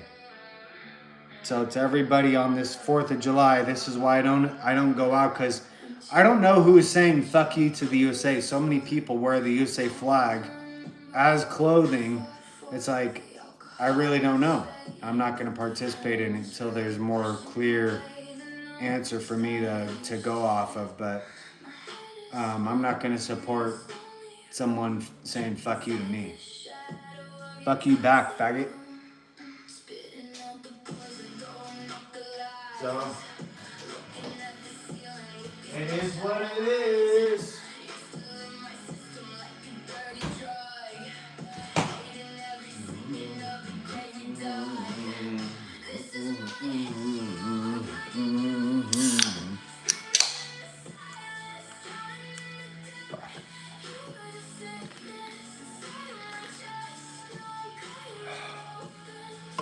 Need the carbonation.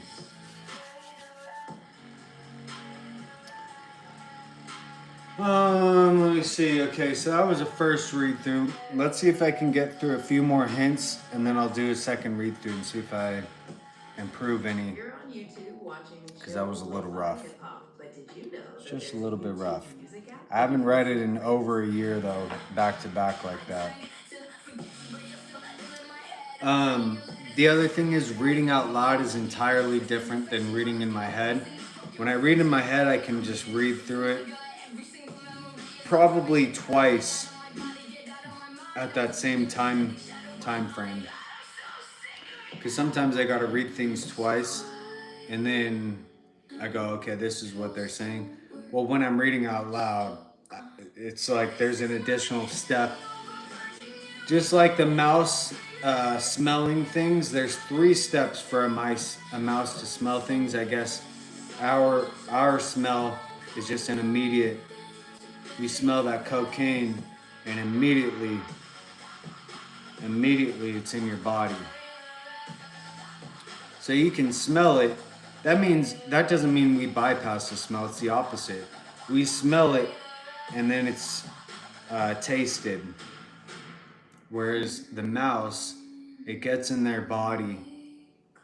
Oh, now you can smell. What do you think a mouse can smell what it just drank out of a metal tube? So I know we've been treated as mice. We've all been in these studies as if we're comparable to a fucking rodent, a mouse. But this mouse has a 3-step process with its smell. Ours is immediately upon smelling, so it's a 1-step process. And I'm not sure if all these concluded studies about, well, the mouse chooses the cocaine instead of a female mouse and to communicate with the other mice. I don't even think the mouse knew that it was on cocaine, because it has a 3-step process to its smell system, and it's being fed through a metal tube. Also, how much does cocaine smell? I know you're used to identifying things as cocaine hydrochloride. Cocaine hydrochloride is not cocaine. Cocaine hydrochloride is entirely different than cocaine. So, there's a few things to learn. How do you make cocaine hydrochloride? Well, you gotta first turn the cocaine leaf into cocaine paste. Once you have the cocaine paste, you soak it in some kerosene or some gasoline, and then evaporate that cocaine and gasoline off. I guess you got your cocaine hydrochloride ready to inhale and sniff. Well, when did kerosene and gasoline come around? Because remember, people just had oil. Well, we then had Rockefeller, John D. Rockefeller, was running an oil refinery, and what they used to just dump into the streams, which was this clear liquid, clear fluid, kerosene and gasoline. He goes, wait, kerosene, can be used for burning, so we can have lamps. And gasoline can also be used. I don't know. So he John D. Rockefeller is the one that figured out oil can be refined into kerosene and gasoline, which is what we have available today. So how long did they have cocaine hydrochloride available? Because these fucking stupid fucking cops, these stupid fucking Confederates, which are fucking Mexican, a fucking Mexican fucking state fucking location, Mexico, the southern states. Stupid fucking Confederate fucking cop, stupid fucking Nazi fucking cop, a stupid fucking Bethlehem fucking cop, fucking Nazi fucking kike. Can't fucking reveal you or be honest enough or knowledgeable enough to understand the fact that cocaine is entirely different than cocaine hydrochloride. So when were they actually inhaling MGK lines off a stripper's tit of cocaine hydrochloride as opposed to drinking a Coke, which is cocaine extracted from the leaf? How did they didn't turn it into cocaine paste and then turn it into cocaine hydrochloride by soaking it in kerosene and or gasoline. They had the natural leaf that was pressed, boiled, I'm not sure, and then the cocaine that was left behind, similar to caffeine, was added to the product. They had cocaine cola.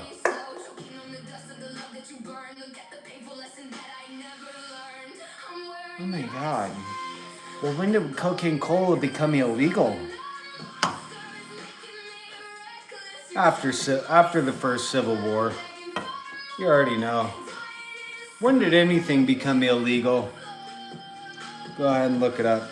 It's after the first Civil War. When have the Democrats ever been for the USA? That's what I want to know. When has Democrat ever been about the USA? Because the Alamo, remember the Alamo? That's Mexico history. There was then a Mexican war against the USA because they genocided their own population. They just started genociding. The whole fucking town got genocided. Why would you genocide this whole town in Mexico?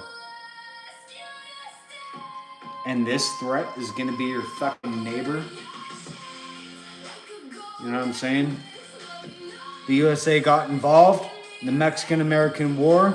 The Treaty of Guadalupe was signed because we won all of Mexico, and the people said, we can't defend that large of a border with our population size. We're gonna draw the line at the Rio Grande. Okay, presented the treaty to the Mexican leadership, and they said, okay, we'll sign it. They signed it. The Treaty of Guadalupe Hidalgo has been signed. The boundary line for the USA is now at the Rio Grande.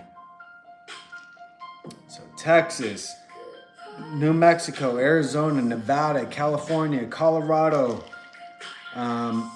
maybe a few more, I don't know.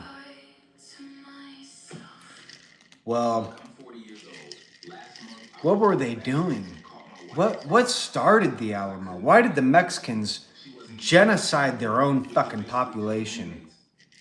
Genocide. Everyone's dead in the fucking town. No survivors, no one to tell nothing. Why would the Mexicans do that?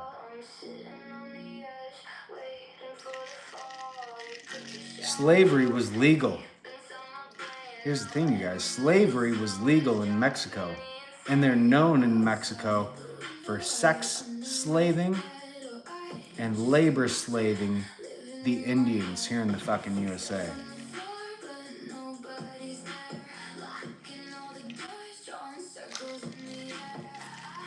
It's a location that got invaded by Spain, and then the Spanish kept whoever was there, which I'm not sure who was there prior to the Spanish, the Mayans, there's Mayan temples, I don't know.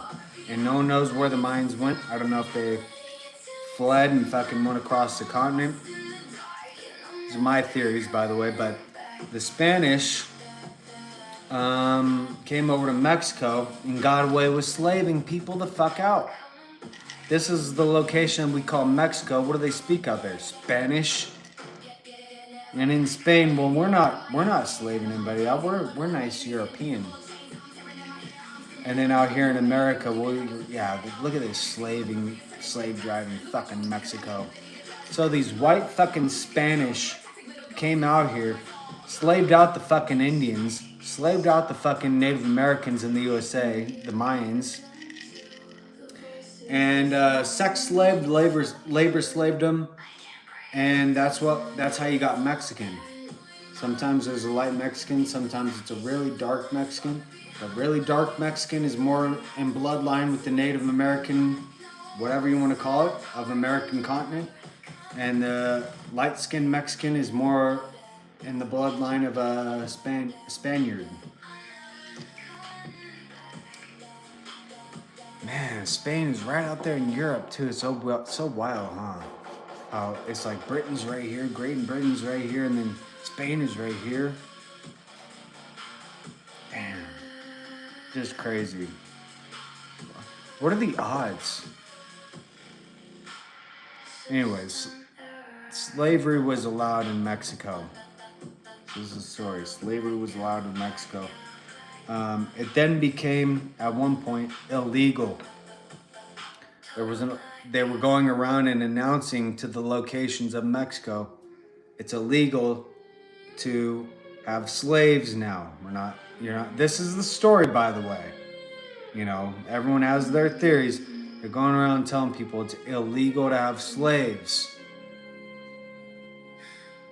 They get to Texas in the Alamo, which is their own location at the time. They go and tell them, you're not allowed to have slaves. The people in Alamo lost their fucking minds and opened fucking fire on the Mexican militia that came at them. Do you really believe this story? Because it was 100% of the Alamo population that got genocided. A genocide of the Alamo. Citizen civilian. Mexico genocided their own population. Now, why would you genocide your own population? And over what? What was over slavery? Very interesting. So, obviously, I don't know. There was a threat that was being seen. No one knew what was going on. Why are you genociding? And you go over and sign something. Now to this day, this Treaty of Guadalupe Hidalgo still holds up to this day. Treaties are recognized across the planet. It's an internationally recognized document, an agreement. And this is an agreement between the USA and Mexico. Currently, is that agreement being abided by? 17.5 million Mexicans up in this motherfucker. And it was higher than that. It was millions and millions higher than that. 17.5 fucking million Mexicans up in this motherfucker. Do you think they had petroleum-based plastic identification card back in the day? Or birth certificate, or social security card, or passport? No, they had Ellis Island. Alright. And so a lot of these people that hold up those documents are not fucking from here. A lot of people that are just holding up that Bethlehem fucking Book of Law say they're from here and they're not fucking from here. Well, the ones that came across the Rio Grande are the ones that are in violation of the Treaty of Guadalupe Hidalgo. Because obviously you don't need any of those fucking documents. Nothing in here says you need any of those fucking documents to be the USA. You gotta be following those documents to be the USA. And you're taught about those documents very briefly, because they're very easy to understand, at Ellis Island.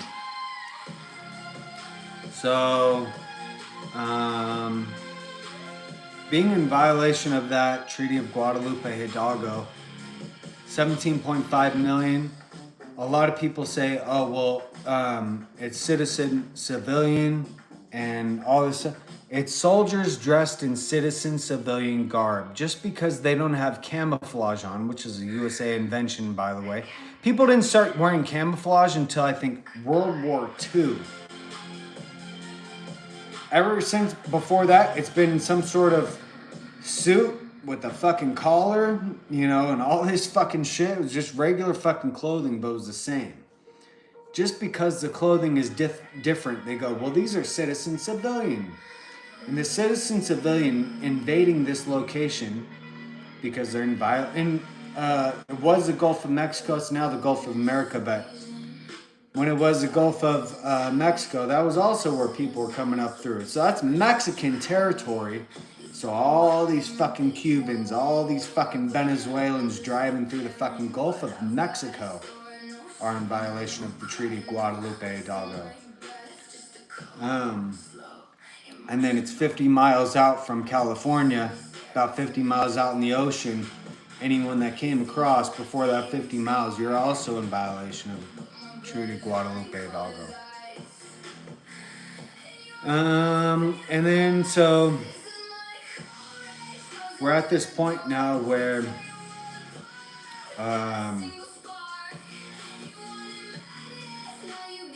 the Mexicans have continued their Confederate ideology to slave people the fuck out and to continue to force upon people that state boundary lines have their own rights. That's a Confederate ideology. The only rights you have are this in the USA. If you are not about this, then you are about the Confederacy. Confederates say that state boundary lines can make their own laws. The USA says this is the only law in the USA. So you're the USA or you're Confederate. Now, what laws are being enacted across these state boundary lines? Where are they coming from? What ideologies or ideologists are they coming from? Nazi locations and Nazi ideologists. And then you could also say Bethlehem locations and Bethlehem ideologists. Well, where's Bethlehem? Right where Point Auschwitz located themselves. And Point B, which is Point Bethlehem. Going from Point A, Point Auschwitz, to Point B, which is Point Bethlehem. So no matter what, these Nazis, Nazi law, Nazi ideologists, Nazi militants, whether you're saying you're a Bethlehem Bible thumper, you're a Mormon, or any derivative of the Bethlehems, the Catholics that invaded the Bethlehems, the fucking Muslims that invaded the Bethlehem, anyone that has occupied the Bethlehem location is a Bethlehem in all of history. We're talking about Palestine, we're talking about Persia, we're talking about the Jews, the Kikes, we're talking about the Romans, we're talking about the Bethlehem, the Christians, the Bethlehems themselves.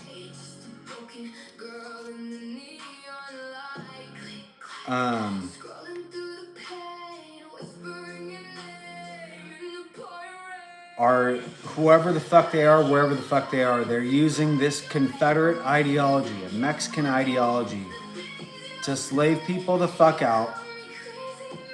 And how are we going to slave people the fuck out? State boundary lines have their own law, and what laws are we going to enact? Nazi law and Bethlehem laws, what they're doing.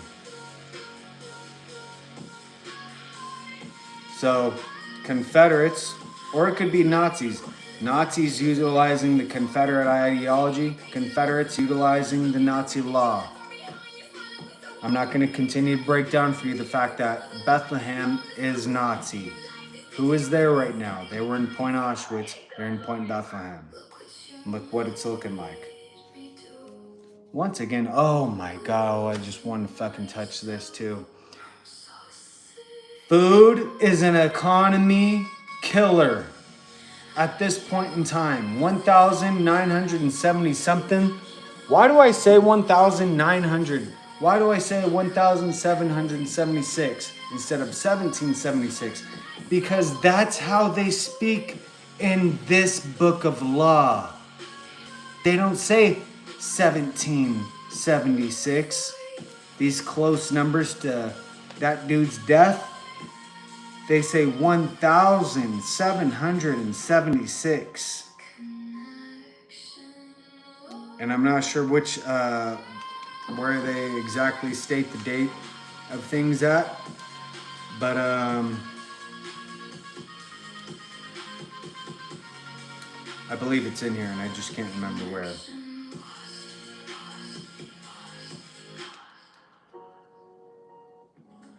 Are you on Medicare? So anyways, that's why I say that. For rent, groceries, and other basic needs? Parenting has helped Oh, here it is. people with Medi-Cal. Article Free housing 7. support, meal assistance, and The ratification of the convention. for zero cost. Yeah, Article 7. The ratification of the conventions of 9 states shall be sufficient for the establishment of the Constitution between the states, so ratifying the same.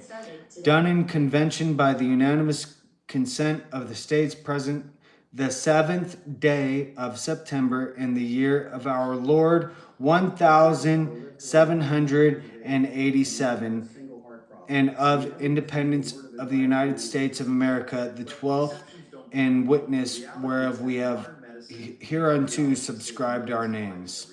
Does it? Then explain to me why most American men The year of our Lord. and are dropping dead from heart attacks. Well, Our diet and Lord. lifestyle are not the best. And then let me see That here. is probably the reason. So you were telling me they pay thousands of dollars to your system just to be treated, and you still put the blame on them? It is not about blame. It is the simple fact that they eat too much salt and too much cholesterol. I know the food here in America is poison. I know it To makes which it the hard laws of nature and of nature's God entitle to them. blame them for that. When a man comes to our community asking There a difference between Lord and God? for generations, Yes, me Lord, and oh my God. past 90, it unclogs their arteries. Come on. What is it? Our Lord. Snake oil the FDA never approved? It is aged garlic. You laugh. But you do not use it for one reason. 17th day of September in the year of our Lord. For 20 months in a cold cellar, it creates a compound called S-allylcysteine. When it enters the They don't say a name. through the arteries, it scrapes the calcium and melts the cholesterol. In the year of our Lord. What is our Lord? Our Lord is, well, what's a duke? I don't know. Anyways, they do say in the year of our Lord 1787. They don't say 1887. I don't know, 1700. They don't say 1787. Well, in 1787, fucking chomo. Hand someone $17 and $87. That's the difference between $1,787 and 1787. If someone wants 25 bills, hand them a 2 and a fucking 5 and see how they like it. $25, here you go. Here's a $2 bill, here's a 5. Oh, you owe me $15. Well, here's 1 and 5.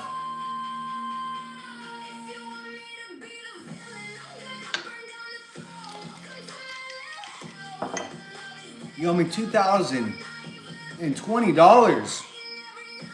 Yeah, all right, here's a 20 and here's a 20. Hey, payment paid. Food is the economy killer. Let me use the restroom real quick. I'll be right back on that because this is a big ordeal. I've recently discovered this, that food is the motherfucking economy killer, as I was looking into the inflation rate of their government issued notes.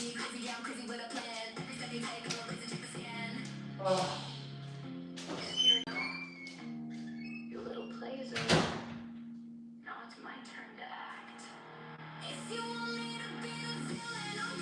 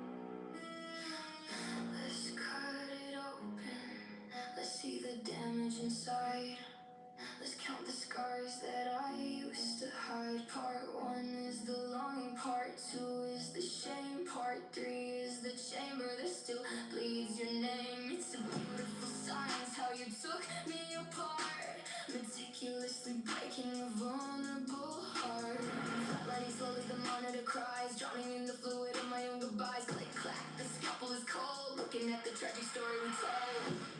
This is the anatomy of what you destroy. Leaving a black hole, permanent void. You ripped out the pieces and threw them away. Now there's nothing but shadow and cold cyber gray. Yeah, cold cyber gray.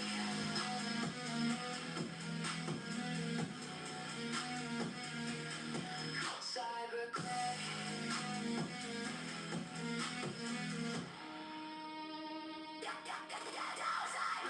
You didn't just leave, you performed an autopsy, blaming my weakness and laughing at my jealousy. You reached in my chest and you pulled on the strings, enjoying the trauma that your cruelty brings. I'm screaming in panic because I can't feel a beat. You left me to bleed out right here on the street. I hate every fiber of what we became. Clinical victims and you again. God, I can't feel my heart. The pulse is dropping.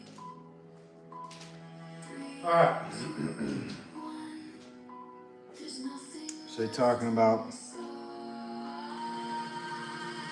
what was I talking about? Come on, I'll remember. What was I fucking talking about?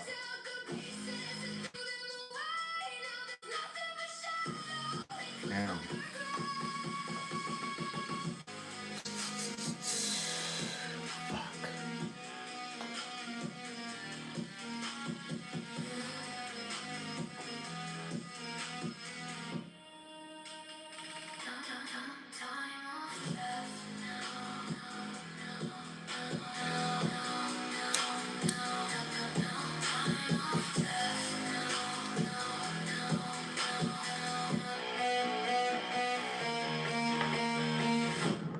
Time of death now.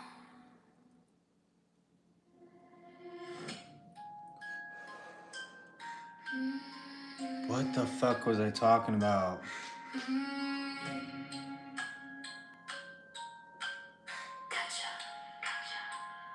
Food is an economy killer. Okay. So I recently looked this up, and this isn't how things always used to be. It's just once they have this government issued note, then this is how things are.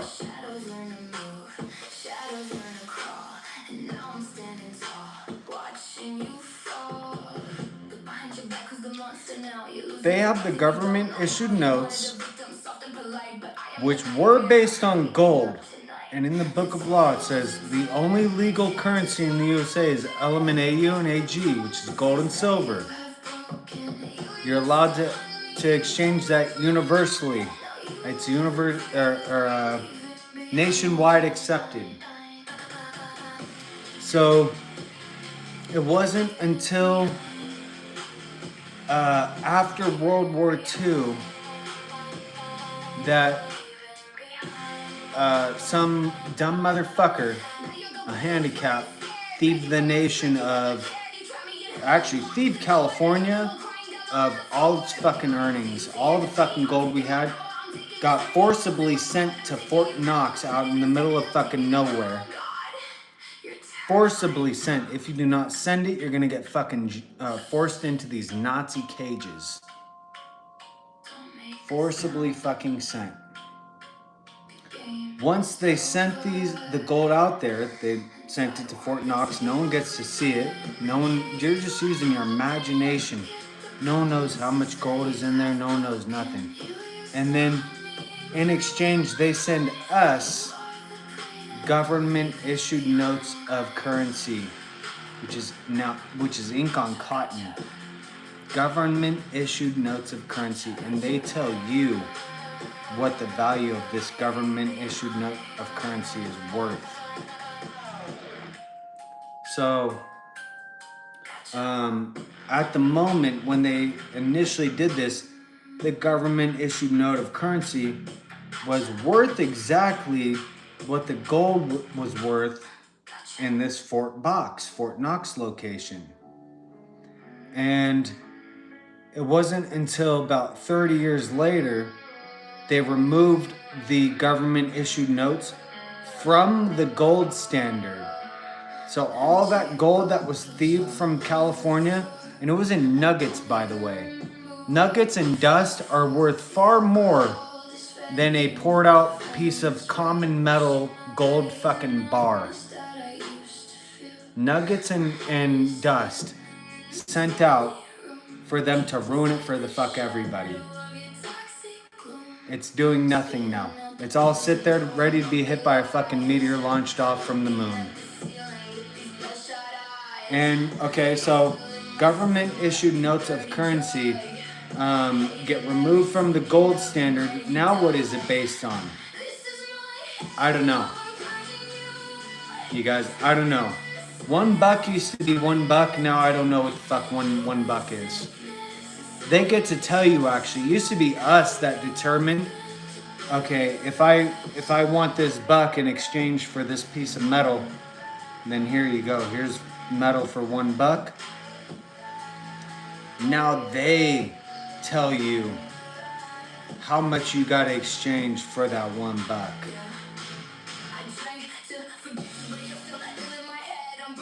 There's no option. They're telling you how much this $1 is worth. $1 is no longer $1.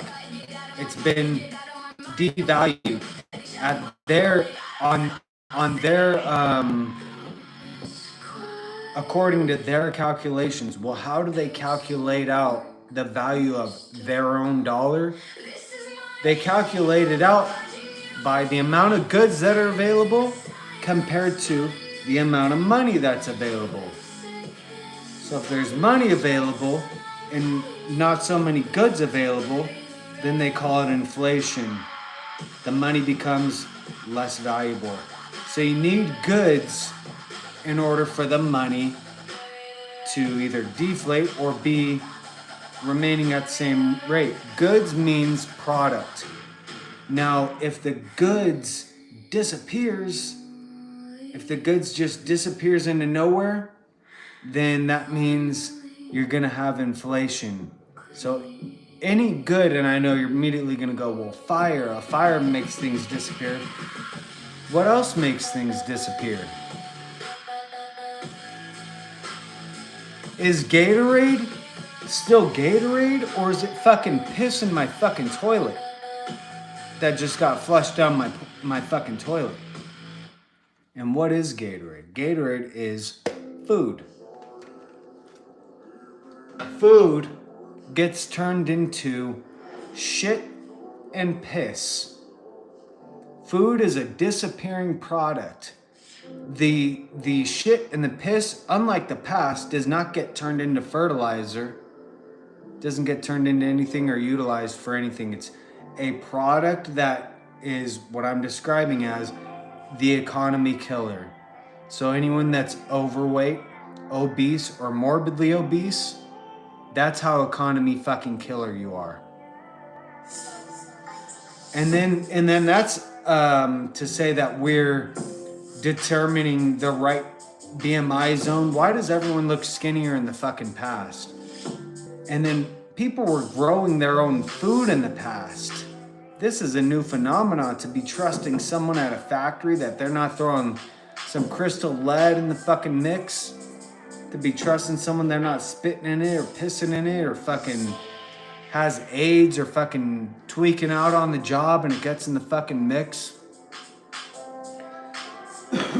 This is new. Food is an economy killer because it's a good that disappears. Fuck, hold on.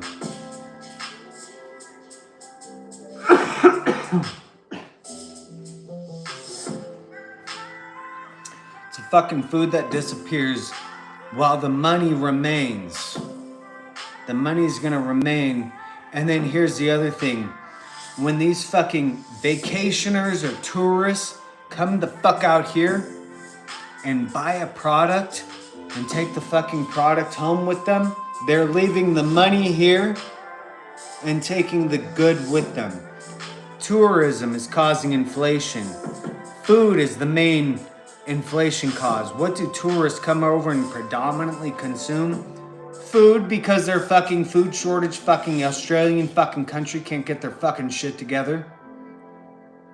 You know what I'm saying? Can't get their fucking retardation to be able to fucking produce something with some fucking nutrients other than their pink fucking lake, fucking salt, fucking, you know what I'm saying? No one wants salt, everybody. We got salt. We all know how to boil up some ocean water, and what's left behind is gonna be some salt. We're not fucking retard. All right. And this location prioritizes things like that over, well, let's provide our location with fun. Let's provide our location with some fucking food and restaurants. No, they got to traverse the motherfucking Pacific fucking Ocean, sometimes the Atlantic, and then come the fuck over here and destroy our economy to save themselves because you can't get your fucking shit together. This shit the fuck out here is going the fuck down. And I'm losing my mind on your fucking population, all because you can't seem to fucking get your fucking Nazi fucking location the fuck together. No one across the planet has figured this out. That food, the restaurant industry, food, growing as a farmer is an economy killer. Because the food disappears. Cannabis is food, actually. And guess what? Cannabis disappears.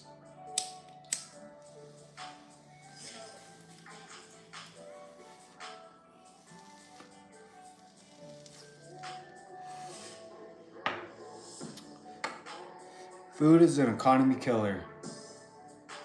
Tourism, vacation, whatever you want to call yourself from another country coming in here, and then you go the fuck back with product or consume food while you're here instead of anorexing before like you fucking should, and fucking not come out here fucking obese and save your nation by being some obese motherfucker that wants to go out here and fucking visit Vegas heart attack location. I don't know. Food is a motherfucking economy killer. The tourism, that's what they're doing, consuming food, taking the product back home with them. Tourism is an economy killer. Invasion is an economy killer. Because look at the invasion beings, look at their body weight, their BMI.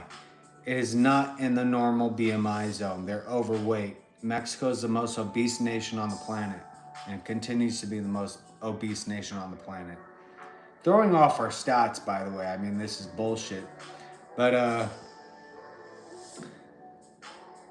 they come over here and they open a restaurant. You're either opening a fucking restaurant, which is an economy fucking killer, because I just told you what the fucking money is, government issued nuts is based upon, or they're coming over with chemical fucking weapon and overdosing someone that is not Bethlehem. She's not Bethlehem, so fuck her. Right, Jelly Roll? Everybody for the live performance. We got Jelly Roll. Take it away, Bethlehem. How many girls, how many non-Bethlehems and or Bethlehems sucked your cock, Jelly Roll, for some fucking whatever fucking drug it was that you're selling? And in exchange for what, Jelly Roll? In exchange for some fucking food to stuff down your fucking gullet, disappear and turn into fucking shit. That's what drove this motherfucker to overdose someone's daughter, to take advantage of some daughter's father, to fucking have her mouth on his cock, because this Jelly Roll guy wants to fucking consume food, more food. He wants more Jelly Roll donut. And he's proud of this fact, you guys. Look at his name. He's proud of the fact that he's Jelly Roll. He's proud of the fact that he's not USA. He's not thumping this Bible. He's not thumping this book of law. He's thumping the Bethlehem book of law. This Bethlehem comes over here. He's drug dealer the whole fucking time. And then comes out. Here's his revelation. Hey, everybody, guess what? I'm a Bethlehem. I'm a Bethlehem too, Alex Jones. I'd be Bethleheming all day, Alex Jones. Jelly Roll. That's who you identify with, I guess. I don't know. That's who you're standing up for. When you're in these obese, morbidly obese, overweight, top of the fucking normal fucking BMI zone, that's who you're fucking standing up for. Some fucking Bethlehem that can't fucking control their fucking addiction to fucking getting their fucking mind loaded on some fucking, all you have to do, Jelly Roll, if you want to do what your fucking body's actually doing, go ahead and take a belt and tighten it around your neck momentarily, and you're gonna cut off the oxygen, cut off the blood flow to your brain, and you're gonna get a little bit of a high. Now, when we eat food, what happens? When we consume mass amount of competition level fucking, let me consume a bunch of food. What's gonna happen when you consume that bunch of food? Does it disappear? Are we a black hole, Jelly Roll? We a black hole and we're cutting time and space in half and we're gonna send it to the next realm and the next universe, Jelly Roll?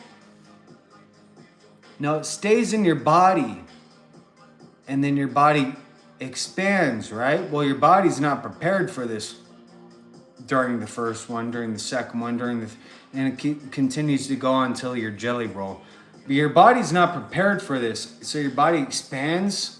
Well, when your body expands, it requires what? More blood. Well, more blood in this location.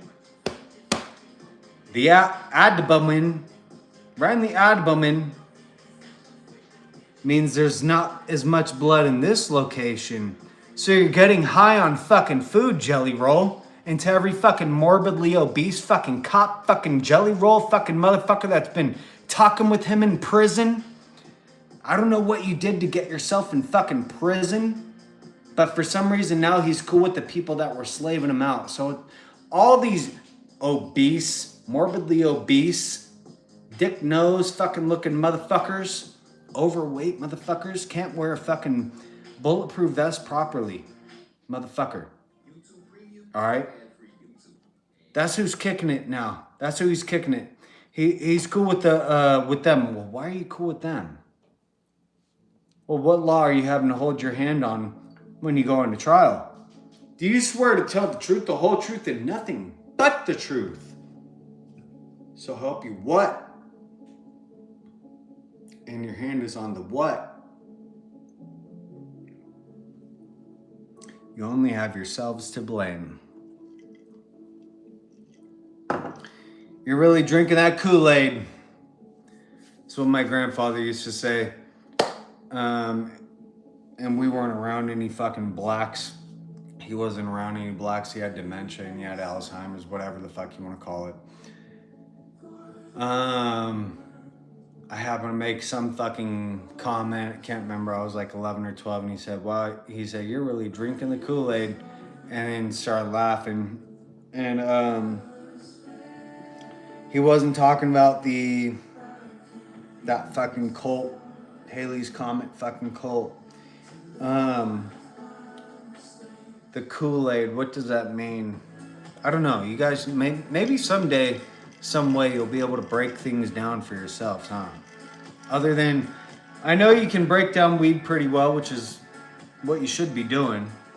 Well, let's keep it to that.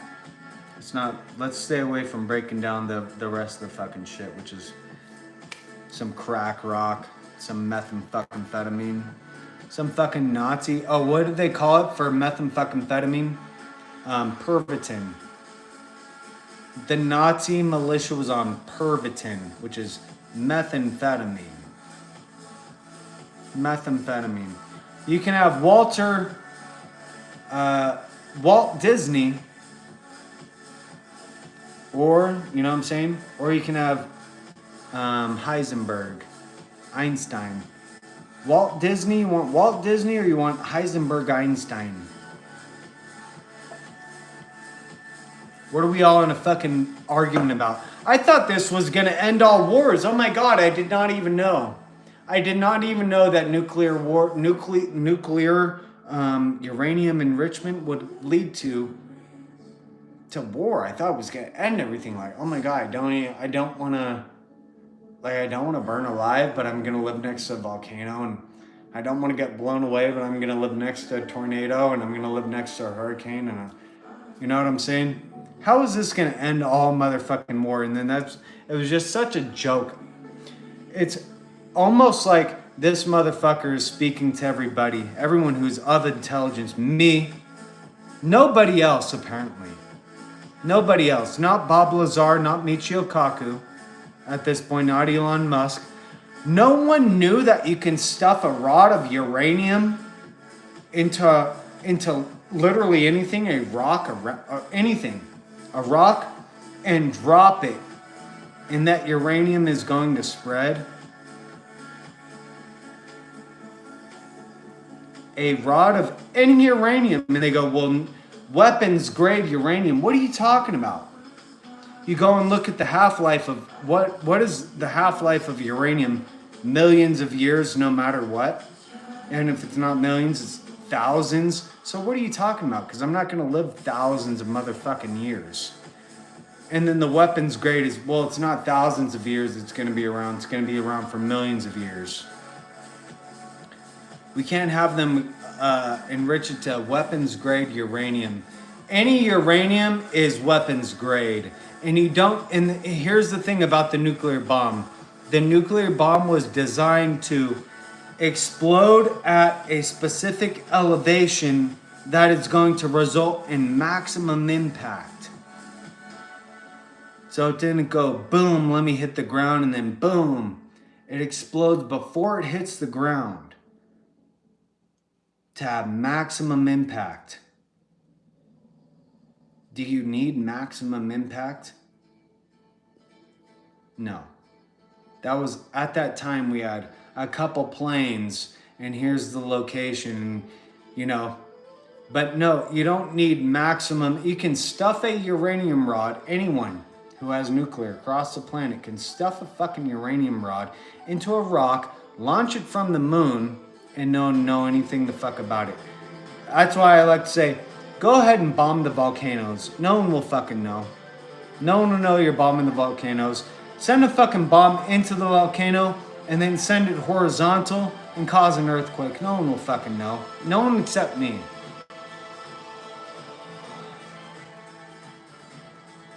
You saying? Think I need a fucking metal projectile weapon, you fucking obese Confederate fucking Nazi fucking Mexican Bethlehem motherfucker? You think I'm a retard?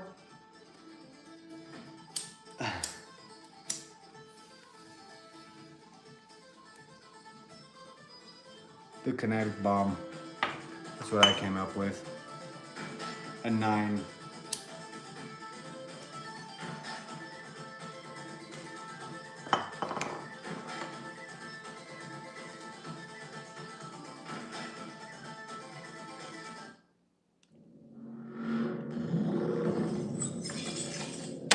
And the magnetic engine, I came up with that 8. One of these days I'll be able to show it to you.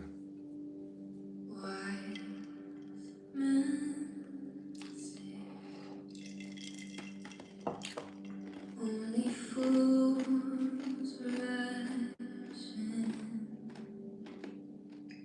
but I can't help falling in love with you.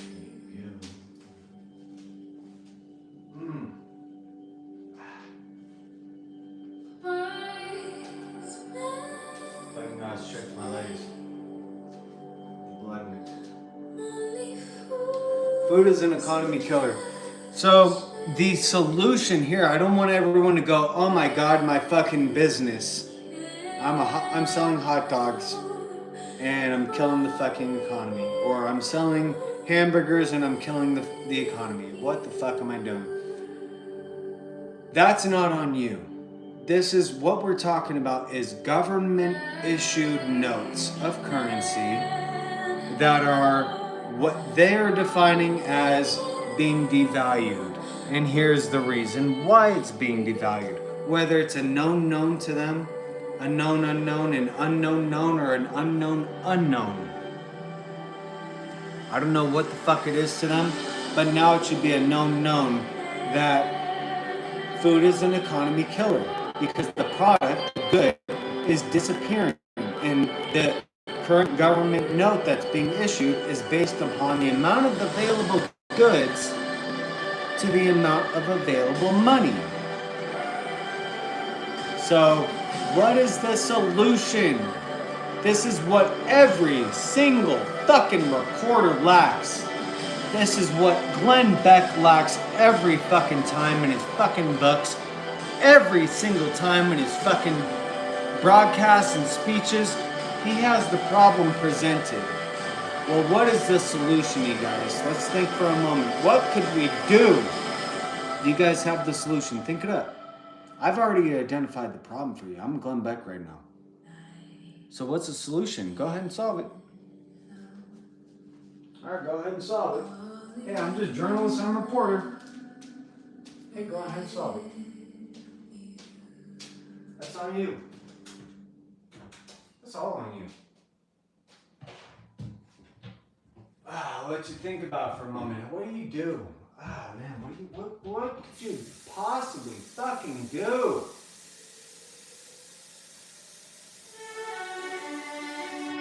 What could you do?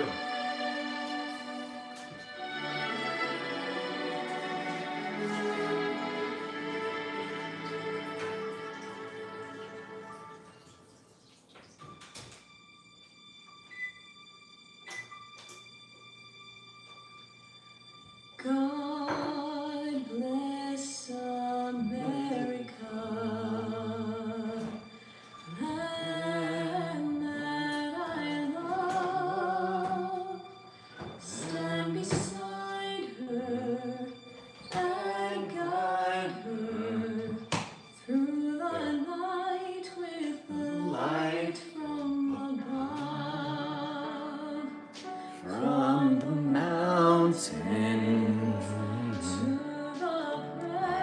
I don't want to make fun of people right now.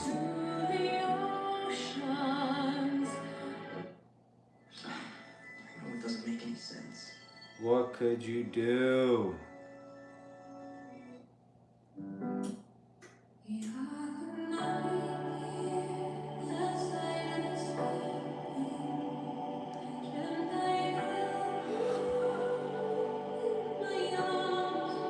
See, this is why I have good karma. Because I presented the idea before I realized this fact. I said, let's fucking prioritize the USA militia. Let's prioritize we the people of the USA. Let's prioritize survival and not be hangry. I'm the one that figured this idea out before figuring out the fact that it's killing the fucking economy. I said, let's give everybody across the USA the EBT food assistance. $298 a month for everybody, including everybody's child. That's what I said. Ooh, this motherfucker's hot. Hold on. Uh-oh.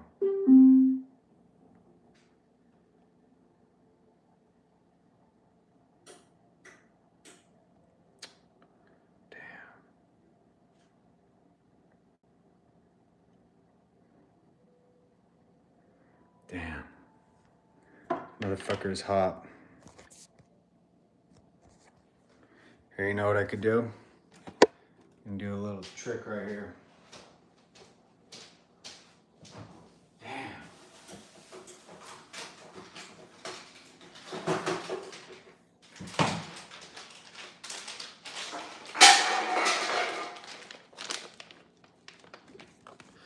Well, actually, let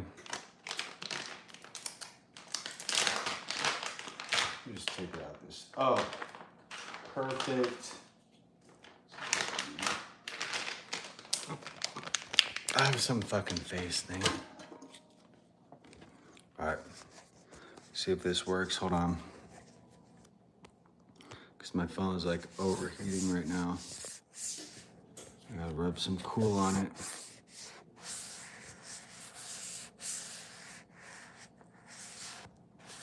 like I'm full on at war. Let's fix the edges.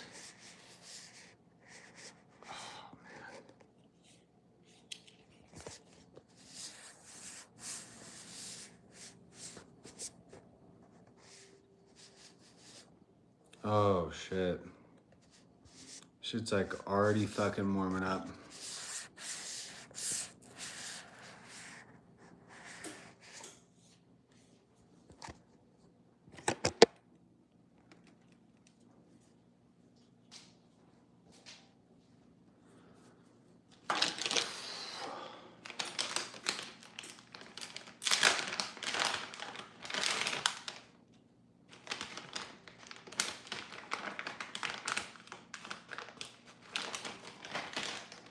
I don't really want it too cold. That one was for my finger. Oh, man.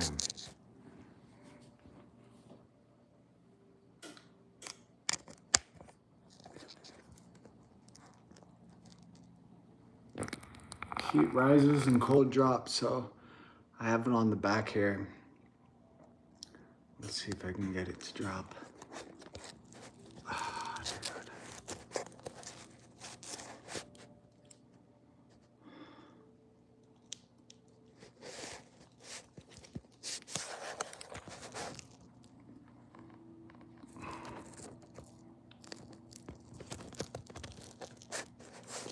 Okay.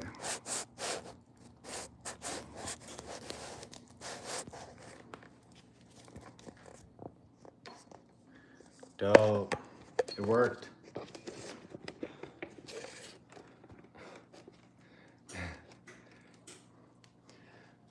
All right.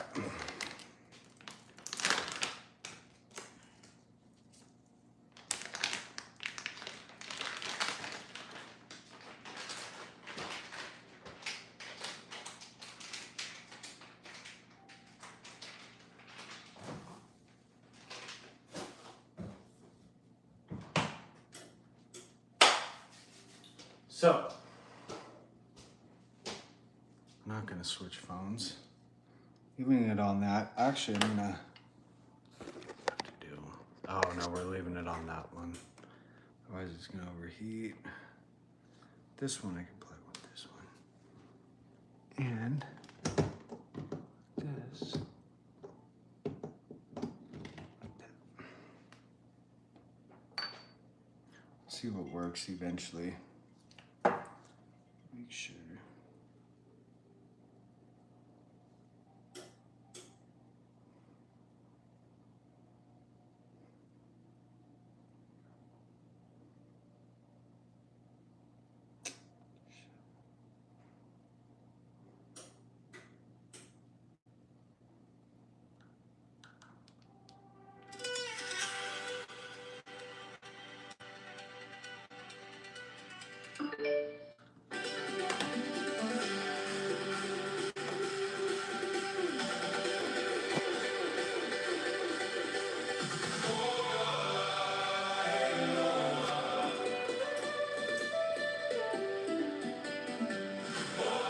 Fuck, dude.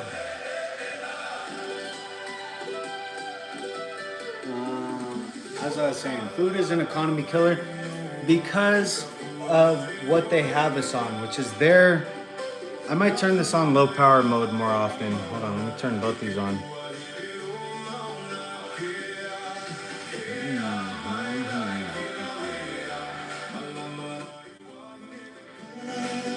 So,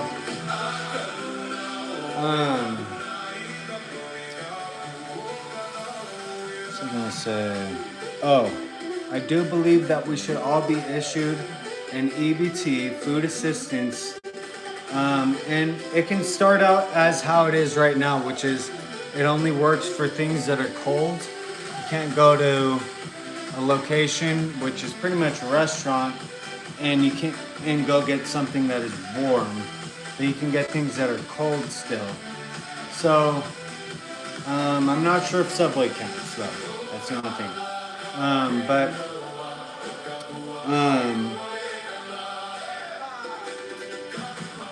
That should be the start of what we do to provide for the USA militia, and that should fix actually the inflation rate for the economy, which means right now you're sitting down and losing money because, or actually you're working, not sitting down, you're working and losing money. And that's called inflation.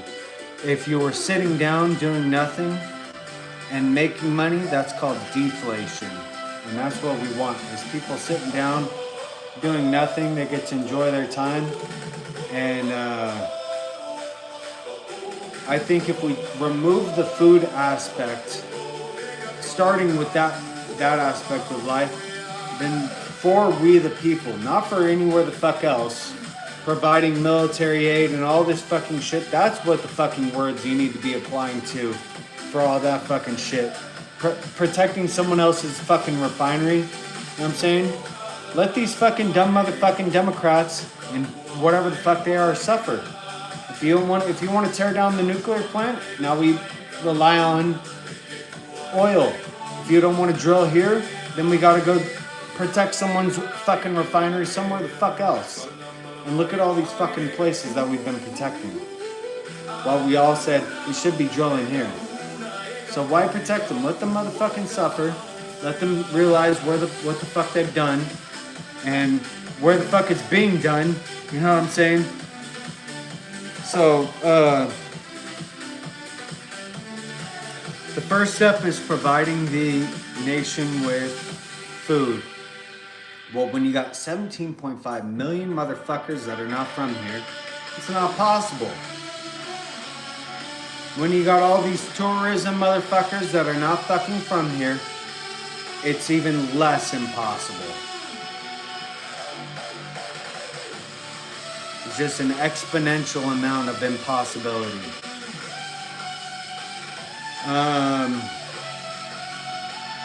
But at some point, something needs to be figured out where, and I think the starting point is allow everyone to have their EBT card, $298, whatever it's marked at now, is what it's marked out until we can raise it. And then after that, we're going to go, okay, here's some government issued cash. And you're going to spend it on whatever the fuck you want to spend it on, not food. This one does not qualify for food or restaurants. And you're going to focus it on literally any product that you want because people deserve it. We, the people of the USA militia, deserve to have an income. Otherwise, these people are going to locate themselves somewhere the fuck else. And I don't want someone's the fuck else to be replacing someone that's from here. Someone that has been educated and raised here and knows everything about from here. So let's take care of we the people militia, and it starts with that. So distribute an amount that is eligible for product but not food. Nothing, no, I would say not even just food but consumable. So I guess alcohol I consider a food. Cannabis I consider food.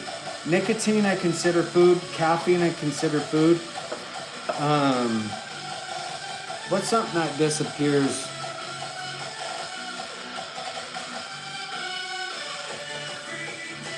Maybe like Drano or something. Unclog your drains, it just disappears, right? Maybe that would be something that doesn't qualify for the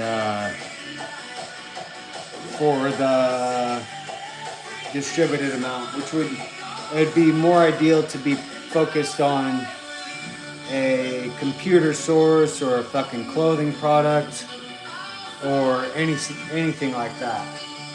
You know what I mean? So,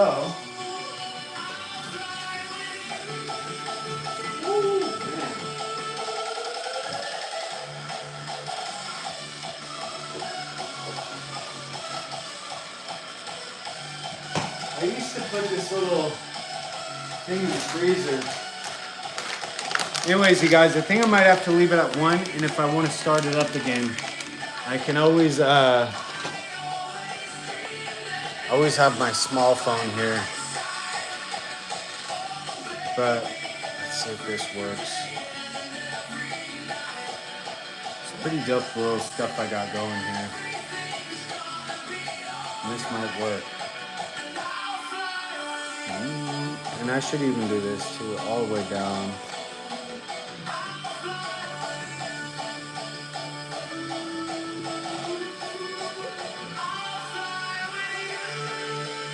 See if that helps.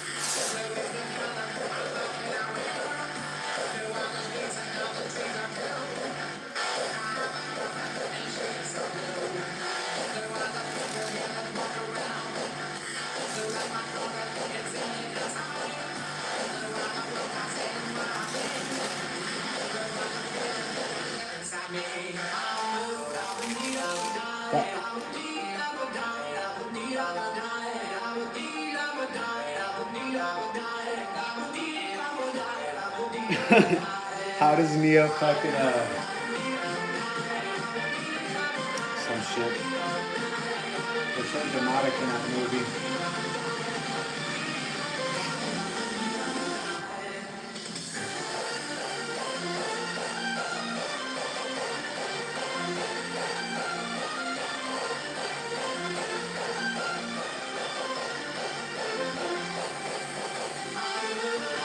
It smells like a pack of new fucking Pokemon cards.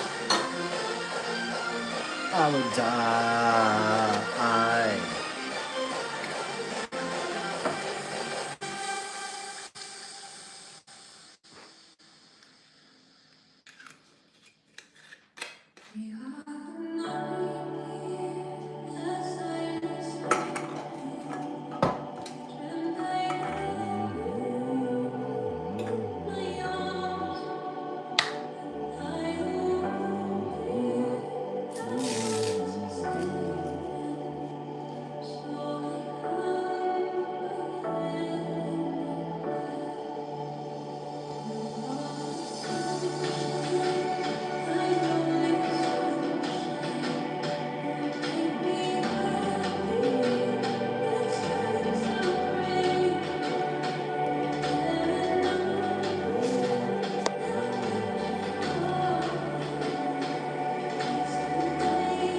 Alright, I'm gonna end this one and then I'll be back on my next one.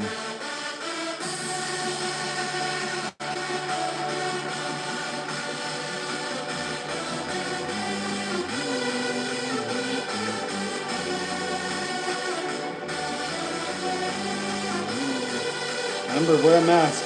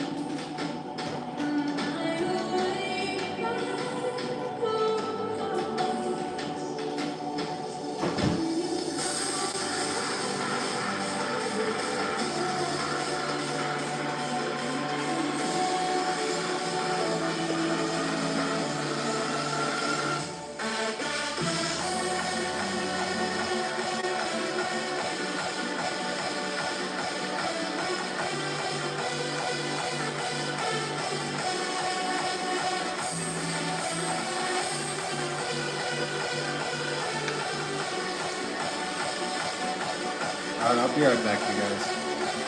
Let me end this one. It's long enough anyways.